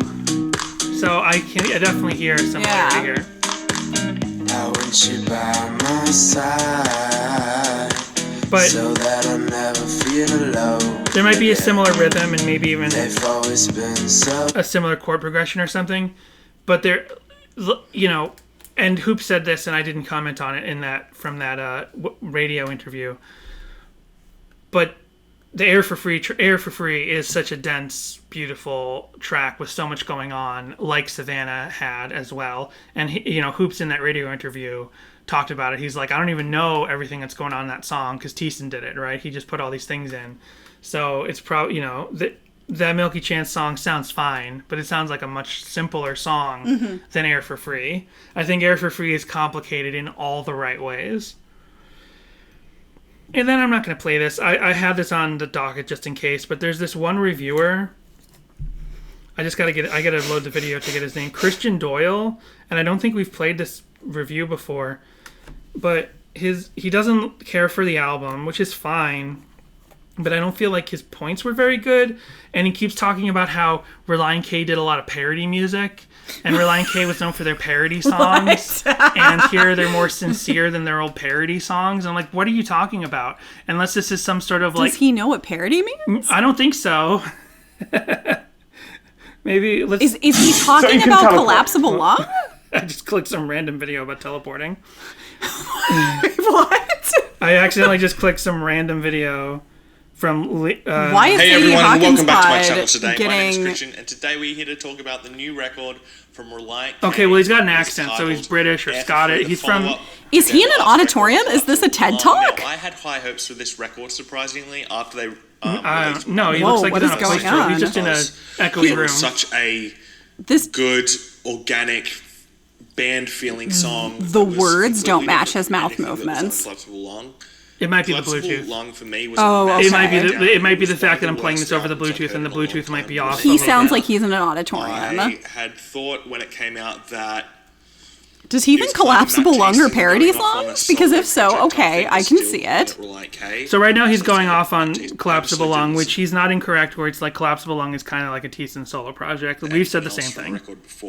Okay, so he's familiar with Collapsible Lung. Now this is so a better he doesn't record think than it's a parody Collapsible Lung album. by a long way, but it is still a little disappointing. There are moments on this record that are very questionable. Songs that I think stray way more into that being a parody kind of thing that, you know, they were known for in the earlier albums, but this is going just that step too far. Back in the day... What are you talking about? I literally have no idea what the hell you are talking about. Those words are meaningless words. Yeah, early Relient K was very much their own thing. Like, they didn't sound like anyone else in the first 3 gears. There could be, like, an English, European, whatever country he's from, there could be, like, maybe parody means something slightly different there. So maybe he just means, like... Parody and hockey means something different. I mean... I didn't know that, but there you go. But... like, parody means you specifically are mocking something else that exists. Relient K has... I don't think they've ever done that, and it has nothing... So, Unless to be he fair, means like it could be all approxi- sports, but I don't pay attention to other sports. Gotcha, but I don't know if to him the context of parody means like you approximate the sound of something else, or if you're just funny. Because Relient K has some funny songs, but there's nothing funny on Air for Free. So I don't understand what he means by Air for Free has a lot of parody, like their older albums. I have no idea what that means, because Air for Free feels to me like one of the most sincere Relient K albums. Does he mean ever. Originality? Yeah, I don't know. They did it Because I and could definitely say, kept it like, at yeah, this if you point look at where their the early song work, was the first still 3 albums, great, fun to listen. and then Air for Free, it does sound very original in its sort of sound. Well, he would be saying that they're not original. He would be saying, if he's That's saying, what I mean. Maybe he thinks it's the opposite. right. To a bit of a parody at times, but was still emotionally centered and had a bigger meaning behind it. There's a couple of songs on this record that just go that extra step too far into the, as I said, parody genre. I mean, I struggle parody genre, but he says parody genre. I don't understand what he means. I do understand, however. Relient K, Weird Al, same thing. Yeah, I do understand that like talking about music is hard. We'll do it every week. I know I say things incorrect, or I say things that I'm thinking things that I don't express properly through words because it is so abstract to talk about music. But I was just so befuddled to hear him calling Relient K parody in any way. In any way. Like, maybe they have some songs that are kind of like Beach Boys takeoffs, but those aren't parody songs. It's more of an homage. Right. You don't even need to do a song like exactly and just change the words to be parody. Like, I mean, keeping it with Weird Al, Dare to Be Stupid is a Devo parody, but it's an original song. Like, and Germs is a Nine Inch Nails parody, but it's an original song. But I don't understand what he means by parody. They're not parodying anything. It's not if a bad you record. listen It to is just a step down from what. Unless he's saying parroting. Parrot, like I'm a parrot, like Polly want a cracker. If you listen to us every week and shout at us like we're shouting at this gentleman, This man wants- please I call us. Leave us understand. a voicemail. I totally 402-95 My Sadie. record is Forget Not Slow Down. How they went from that to Collapsible Lung and now this just blows my mind because they've been in Relient K for such a long time and then released Forget Not Slow Down, which was spectacular, by far the best thing they'd ever done. I think he might be And Australian. How they that was their peak. I can't Now really they're tell, just on this slow, but that does make sense slow now that you descent. said it. This album did throw me off the first time though. The first time I listened to this record, I really didn't like it. I thought it was. Well, you don't sound like you really like it that much now. But whatever. Yeah, you're right. I guess he does sound Australian. So maybe we'll have to ask Punko's Pod. What does what the word parody mean to you? Yeah. Unless he is saying parroting, and it gets lost in the accent. Right. Well, there's that. Oh, and then there's one other fan review that we will play. This is uploaded by... Although I still can't really agree with that because this album doesn't parrot anything they've done before. So right. Or even the ideas, because we talk about how in the lyrics they even mature so much. It really seems like, finding more, like Thiessen finds his place in the world a lot more in this album than he has in any other album before. I'm pouring myself a drink. So it was too much and I need a drink. So, listen to that. This is the Federalist Zinfandel wine aged in bourbon barrels for 6 months. So, I'm having the most punk tea of them all. Skullcap tea. Oh, nice. He couldn't be saying parroting because what album is more parroting than Collapsible Lung? That's the album that everyone criticizes as every song sounds like another type of band. So, and he's not, he's saying older songs are parroting, if he's saying parroting, which he's probably not. Whatever, let's move on from that. Here's a different YouTube review uploaded by Fading West with You. This was uploaded 4 years ago. So this was uploaded in 2017. And we'll play the whole video. If you don't mind, we'll play the whole video. I love it. That's it. That's fantastic. Best review ever. How many more reviews do they have? Do they have them of other songs as well? Because of other albums. Because I'm in here for it. This should be what our podcast is. Just every time. I love it. End of podcast. I hate it. End of podcast. Here's their review of Switchfoot's Native Tongue. Oh, after a Chrome commercial. You know what? Stop tracking me, Chrome. I'm gonna let the whole ad play because Fading West with You deserves the ad revenue. When you click skip ad, that person doesn't get ad revenue. That's right. They don't get that fourth of a penny. We're almost there. 5 seconds, and then we're going to hear about Switchfoot's Native Tongue. Here we go. Google's going to content ID us now. Pure genius, holla at me. Pure genius, holla fantastic. I love it. I love everything about this reviewer. You know how we have that one, our first less than glowing review. It wasn't a negative review, but our first less than glowing review said our episodes are too long. This one's getting towards 2 hours right now. Oof. And they were like, if the episodes were around 45 minutes, that would be better. Well, maybe we should go with Fading West with You. And can we reply or just comment under them and be like, here is this, you might enjoy this reviewer? Yeah, we should. And then here's a review of another Switchfoot album. It's great. And that was a review for Where the Light Shines Through. Well, there you go. Very good.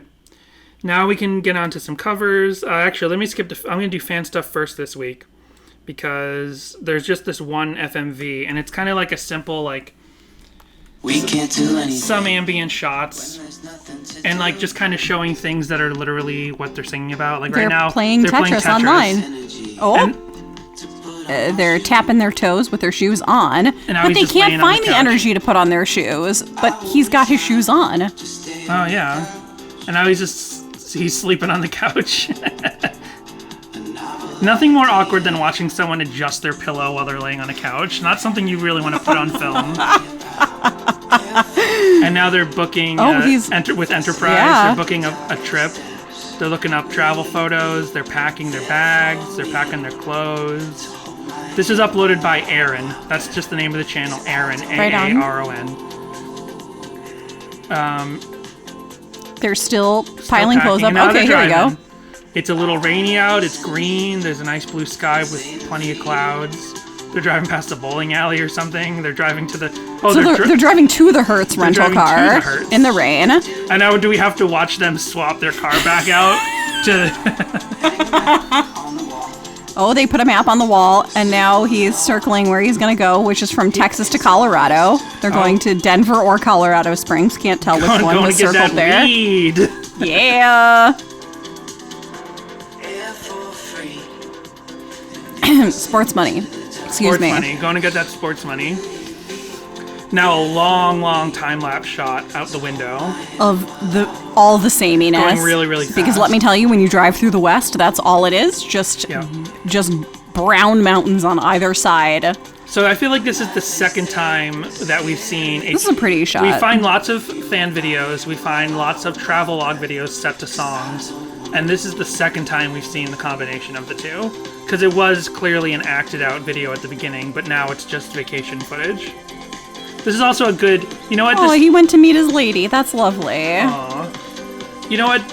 Better than a car commercial, this is actually more like a travel commercial song. Yeah, for sure. This song would be really great. If there were no lyrics, this would be one of those free beds on YouTube that they give you if you want to upload your vlogs. They used that Attack Cat song by Dave Douglas to let you know how there's nothing better than Cleveland, right? So they should use this for how there's nothing better than Nashville or wherever. Fun Times in Cleveland again. Oh, that's right. We canceled them. We're not allowed to Oh, yeah. The Fun Times in Cleveland again video has the R word in it. Yeah, they're not okay anymore. It was hilarious until we watched it recently. And we're like, oh. Well, there's two, and one of them doesn't It wasn't okay then either. Right. And maybe kind of denigrating houselessness, kind of putting down the people of Cleveland who walk around, who have to use a payphone in 2011.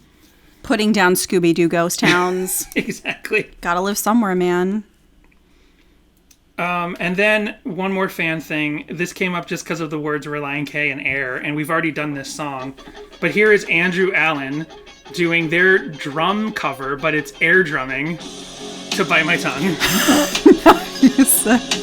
I've never seen an air drumming video. Hilarious. To anything. I Fantastic. mean, I'm sure there's got to be tons of air drumming videos. Stunning, innovative. I'm here for it. So it's just a practice pad. It's a practice pad. They're hitting the practice pad but then certain pretending points, to hit though. the symbol that's not there. With a fold-up, that's a fold-up treadmill right there, folded up against the wall. And they're in the laundry room. I'm trying to hear if they're even hitting the snare, which is what the practice pad is usually used for at the correct time. Right. Sweet. And now let's get into the covers. Right on. Let's do it. So here is, of course, J.C. Keith with what I think is... I should let this ad play out so J.C. Keith gets the money. I suppose that they get the ad revenue for this. We can't do anything when there's nothing to do. So... Oh, no Parker promo? no, yeah, the Parker promo constantly on YouTube for us. Parker giving out that free pizza for that Parker promo code for State Farm, whatever. Anyway, I only really know, when it comes to J.C. Keith, I always remember John Savage is in the band because he interacts with us pretty often. But unfortunately, I've forgotten who the other members of J.C. Keith are. I have talked to at least one of them, but because John has interacted with us more, I've forgotten who they are. So this isn't John singing. I should have DM'd John ahead of time to find out who this is, but this person who sings... Damn it, Danny. Great. I think they're really good, and it's real simple, like not very virtuosic, not like, that's not a word, but not a lot of bravado when they're singing, like real simple singing. Or is this John? No, this doesn't sound like John. So...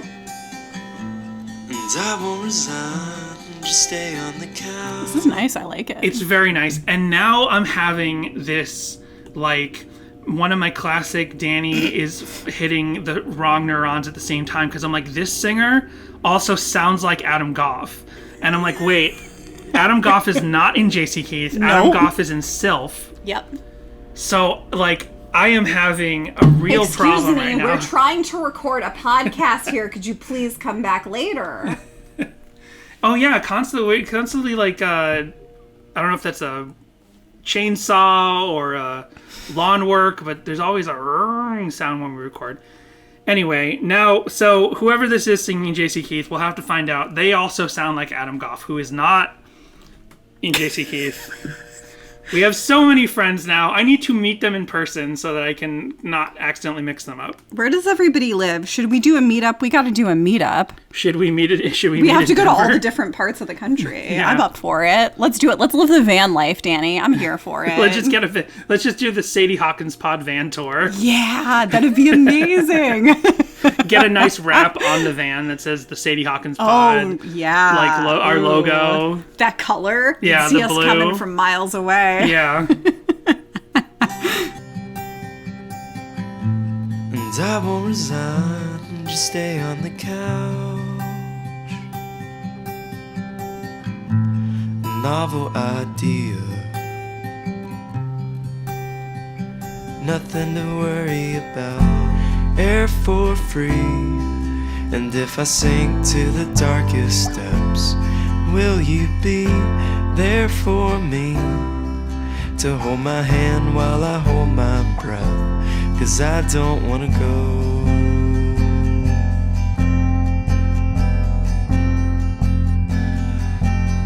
And I've got all this energy, been saving for you.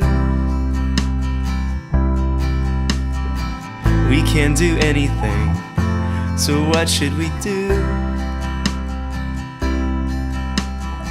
I love this. It's basically converted the song into this like grand, fun thing that it is. I thought you were gonna say Grand Funk Railroad. Into this Grand Funk Railroad song. No, it converted the song into this like electric influenced pop song with this commercial beat into this like country campfire. It's beautiful. Ballad. It's great. A map on the wall. Circle it all. Whoops. Well, that's it. I accidentally. Oh, here we go. It's back. It's our oyster. It's our oyster. And therefore free. And if I sink to the darkest depths, will you be there for me? To hold my hand while I hold my breath, 'cause I don't wanna go. It's like a Jackson Browne song. It's so great. good with the I love harmonies and like the vague country influence. That's great. That's amazing. Well, here's an odd one. That was beautiful. So after that, here's an odd one. So there's some anime that I've never heard of, although I have a two-month trial to Funimation, so maybe we'll find it on there. That was fantastic. Last night we were laying in bed and Danny was like reading out some of the titles from Funimation. Funimation. And it's so funny because I was finding shows that like have clearly just barely been translated. Bunny Girl Senpai, what was that one called? Someone doesn't plan to meet Bunny Senpai. Library at the Bunny library. Girl Senpai. Yeah. It was so good. We were like, what is this?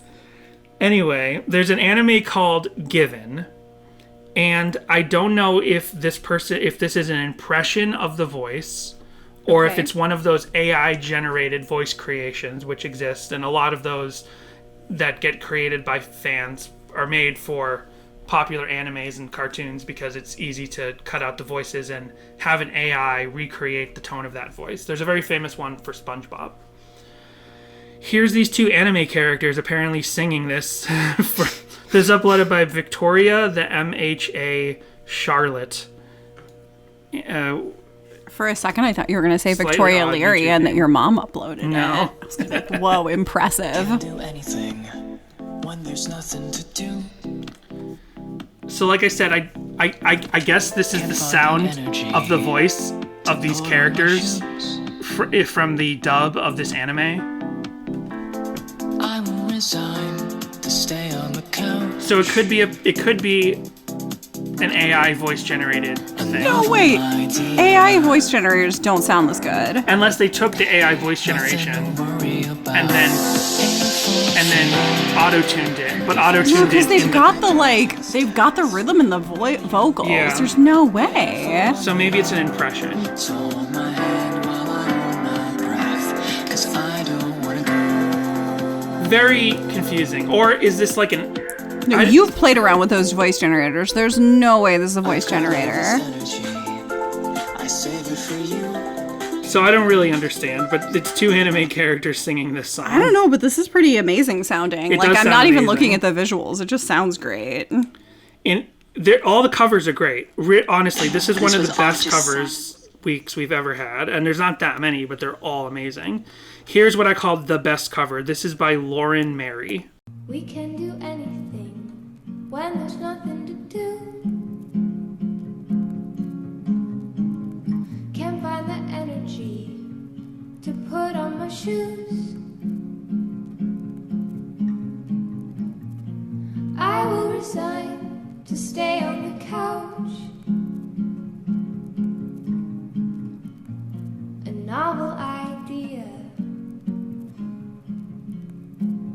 Nothing to worry about, air for free. If I sing to the darkest depths, will you be there for me? To hold my hand while I hold my breath, 'cause I don't wanna go.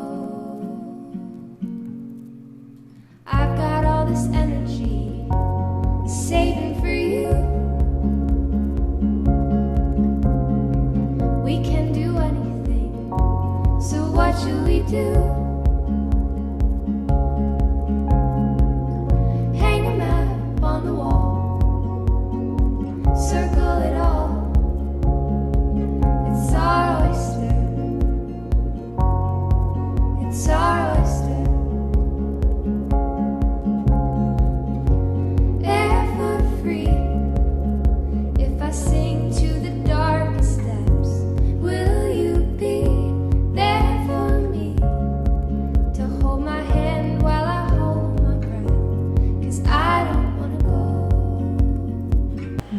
Great. Okay, so we just played almost 2 minutes. We turned the AC on. I turned the AC on while the song was playing, and I'm turning it off again. For 1:25. So they've Lauren Marie has put a filter over this to look more like film because there's a running line across. But I love that she's put a little like tag in the background. She's in her kitchen, and along the island in the back, it's like a folded over paper that says "Air for Free." And I love everything about this. I love the ambiance and how the lighting is composed here. I love there's like this weird fake twinkle along these flowers that she's got in the background and a candle. And I really do love this. And what else I love is that underneath here, oh, it looks like she's got more because I just scrolled down and it says Mix Air for Free Relient K cover, Hawthorne Heights, the starting line, and more. And it's a closer up on the Air for Free. So she must do a couple others off of Air for Free. That's the thumbnail from this video, and then that's a mix that you can play. Oh, okay, gotcha. I also love that because I realized that we're actually on Danny's YouTube, and it says other things that you should watch. I Don't Love You AOL Sessions by Elizabeth ? With 3.3 viewers, and everyone looks like we've got 3 million views. 3 million views. Sorry, 3.3 million. We've got Billy Joel here from Green Day, and we've got, I don't know who he is, but some other guy from 2004, and then Tom DeLonge over here in the corner, but with a neck tat. I think this is My Chemical Romance. Is that, oh my gosh, this is My Chemical Romance? But why does it say it has 3.3 million views from Elizabeth? Elizabeth uploaded it for the AOL session and was just fortunate enough to be. Oh wow! 3 million views. I thought Elizabeth was the name of the band. No, that's well, MCR. You look like ripoffs of other existing bands. Sorry, I said it. There we go. My apologies, Gerard Way. That's so funny that and you're others. Like, look, it's Billy Joe, and Tom DeLonge on stage together, and I'm like, this is My Chemical Romance. No. I knew that those were not the actual people. I was mocking the way that. Apparently, the members of My Chemical Romance looked like parodies of other known pop punkers of the time. Gotcha. Some person named Elizabeth uploaded the video. Is this really My Chemical Romance? I mean, yes, I wouldn't it was know. actually My Chemical Romance. I don't know what's happening right now. So here's now, Jessica, you hate acapella. Well, apparently so does Sonic Colin K. Okay. And the names and Sonic and Colin are like condensed into one word. Sonic Colin K. All right. Because this is Air for Free acapella. When there's nothing to do, can't find the energy to put on my shoes. I will resign to lay on the couch. So while this is happening? So while this is happening, a novel idea. You see footage of him singing it, and then on the left side you see see other footage of him. I guess he had to record. He recorded all the different I guess he had to record tones? all the different versions of himself. Gotcha. And it took him 2 hours to record this. But then I guess you're seeing himself as the lead vocalist. I mean, he's very talented. Very talented, but he calls it an acapella. Like, crap, I just did something wrong or something. Like, and then on the bottom left, you see. I don't think he's calling himself his crap. His Pro Tools set up in time lapse with all of its changes. Gotcha. And this one's really nice. This is just keyboard and bass. So this is almost like that Earth Day video with the mats. But it's like a different setup. It's just keyboard and bass. And this is uploaded by JL Clodfelter 2 years ago. The Clodfelters cover.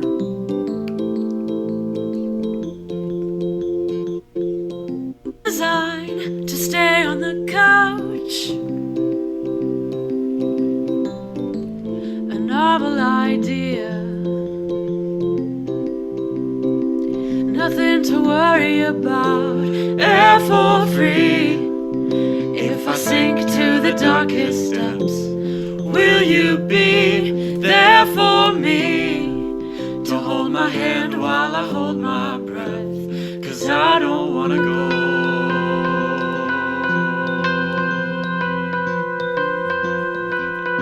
So even like this cover, which is like out of the ones we played so far, it's the lesser, right? But it's still very nice.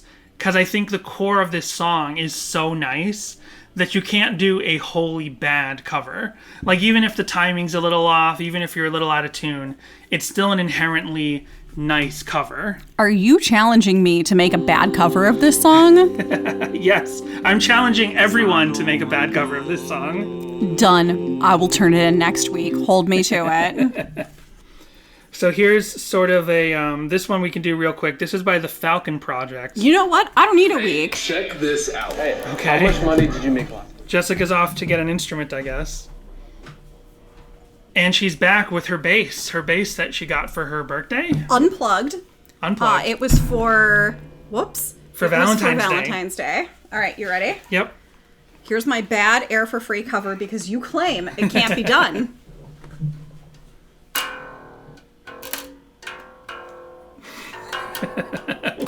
You can't do anything when there's nothing to do. This is still jamming. This is still great. Can't find the energy. This is to like put on my shoes. This is like a Primus version. This is great. The vocals are a little Dead Milkman. I think it's because I put on my Big Lizard. It's like Dead Milkman meets Primus. I will resign to stay on the couch. A novel idea. I'm going to comment under this YouTube Nothing video. To worry what are the about. chords? We've got this one. Yeah. And a this one. And a this one. Mm-hmm. And a this one. I bought you this over a year ago, and this is the best you can do so far. Come on. Nothing to worry about. Air for free. Boop, boop, boop. See, I have to add a little vocals into it because you can't really get it all just from the bass. So Very I have nice. to add in, some naturally 7 vibes there. Very nice. Air for free. So moving on. Did I make a bad cover, Danny? No, you didn't. That was beautiful. This is by the Falcon Project. This is 3 minutes, but it's not actually 3 minutes of a song. Jessica, you did such a great job. I'm sorry. That was beautiful. This is kind of a dance remix, but it even says it's a work in progress, so it's really only kind of a loop that goes for 3 minutes, and this is what it sounds like.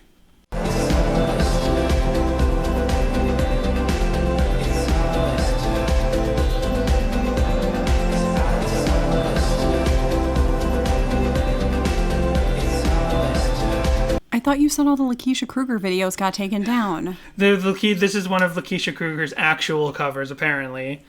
I guess she changed her name to the Falcon Project. It's just 3 minutes of exactly this, which is very nice.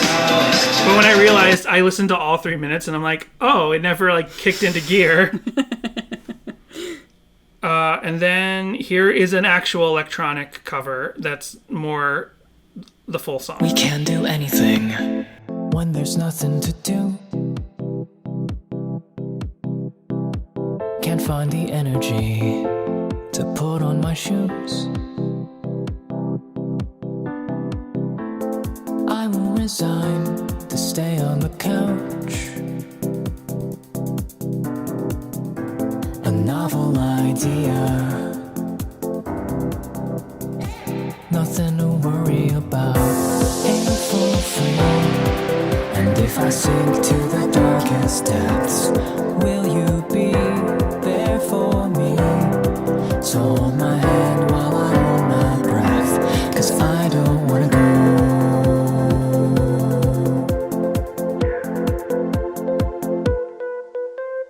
I've got all this energy, I save it for you. So that sounds really good. That's by AYU. AU. This is a very easy EDM transfer sort of song. Yeah. I love this part with this kind of bendy keyboard sound. Yeah.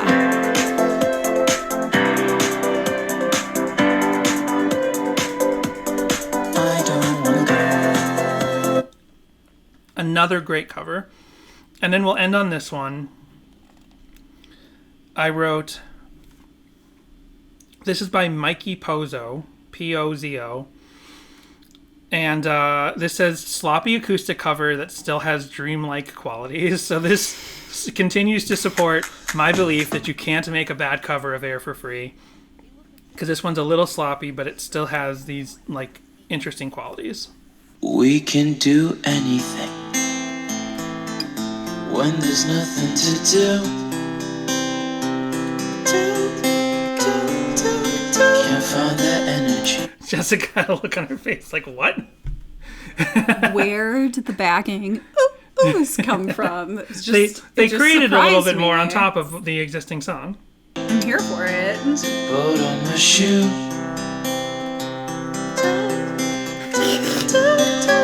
This just reminds me of my extended now David Lynch impression. Because Jessica and I both do David Lynch impressions, and they sound like this. Yes. They sound like this. We talk like David Lynch, and this is how we sound. But then the other day, I realized that there's a whole different thing when David Lynch sings. David Lynch sings like this. We He's can't not do wrong. anything You're when not there's wrong. nothing to do. This is my David Lynch singing here. It's a crazy clown party. I should make it's a crazy clown party. We should do David Lynch covering It's a Air for crazy Free. clown party. We should. That'd be Put so a map good. on the wall, circle it all. It's our oyster. Love it. And the oyster came to me in a dream. We're gonna put out a whole EP. David Lynch singing Relient K. We're going to compete with JC Keith with our covers of David Lynch doing Air for Free, Lynch Imagined. I love it. I'm here for it. Circle it all. It's our oyster. It's our oyster.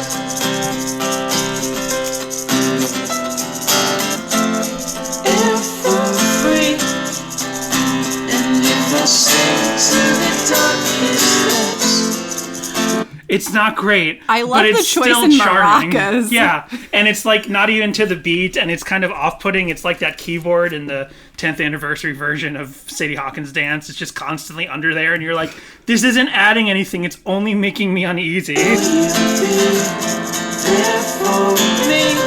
So we'll let Mikey Pozo sing us out. Jessica, how do you feel about the song Air for Free? Do you like it more, the same, or less than before we started this episode? Well, until we started playing this, I liked it more. Well, as you know, I already spoiled mine, but I like it way more. This is probably now in my top 5 Relient K songs, honestly. Wow. I'm not even kidding. That is a feat. Yep, so that is Air for Free. So keep enjoying that air while it's still free. Oof. I'm not done with the song yet. Oh. Whoa. Okay. Thanks, Mikey. If I sing to the darkest depths.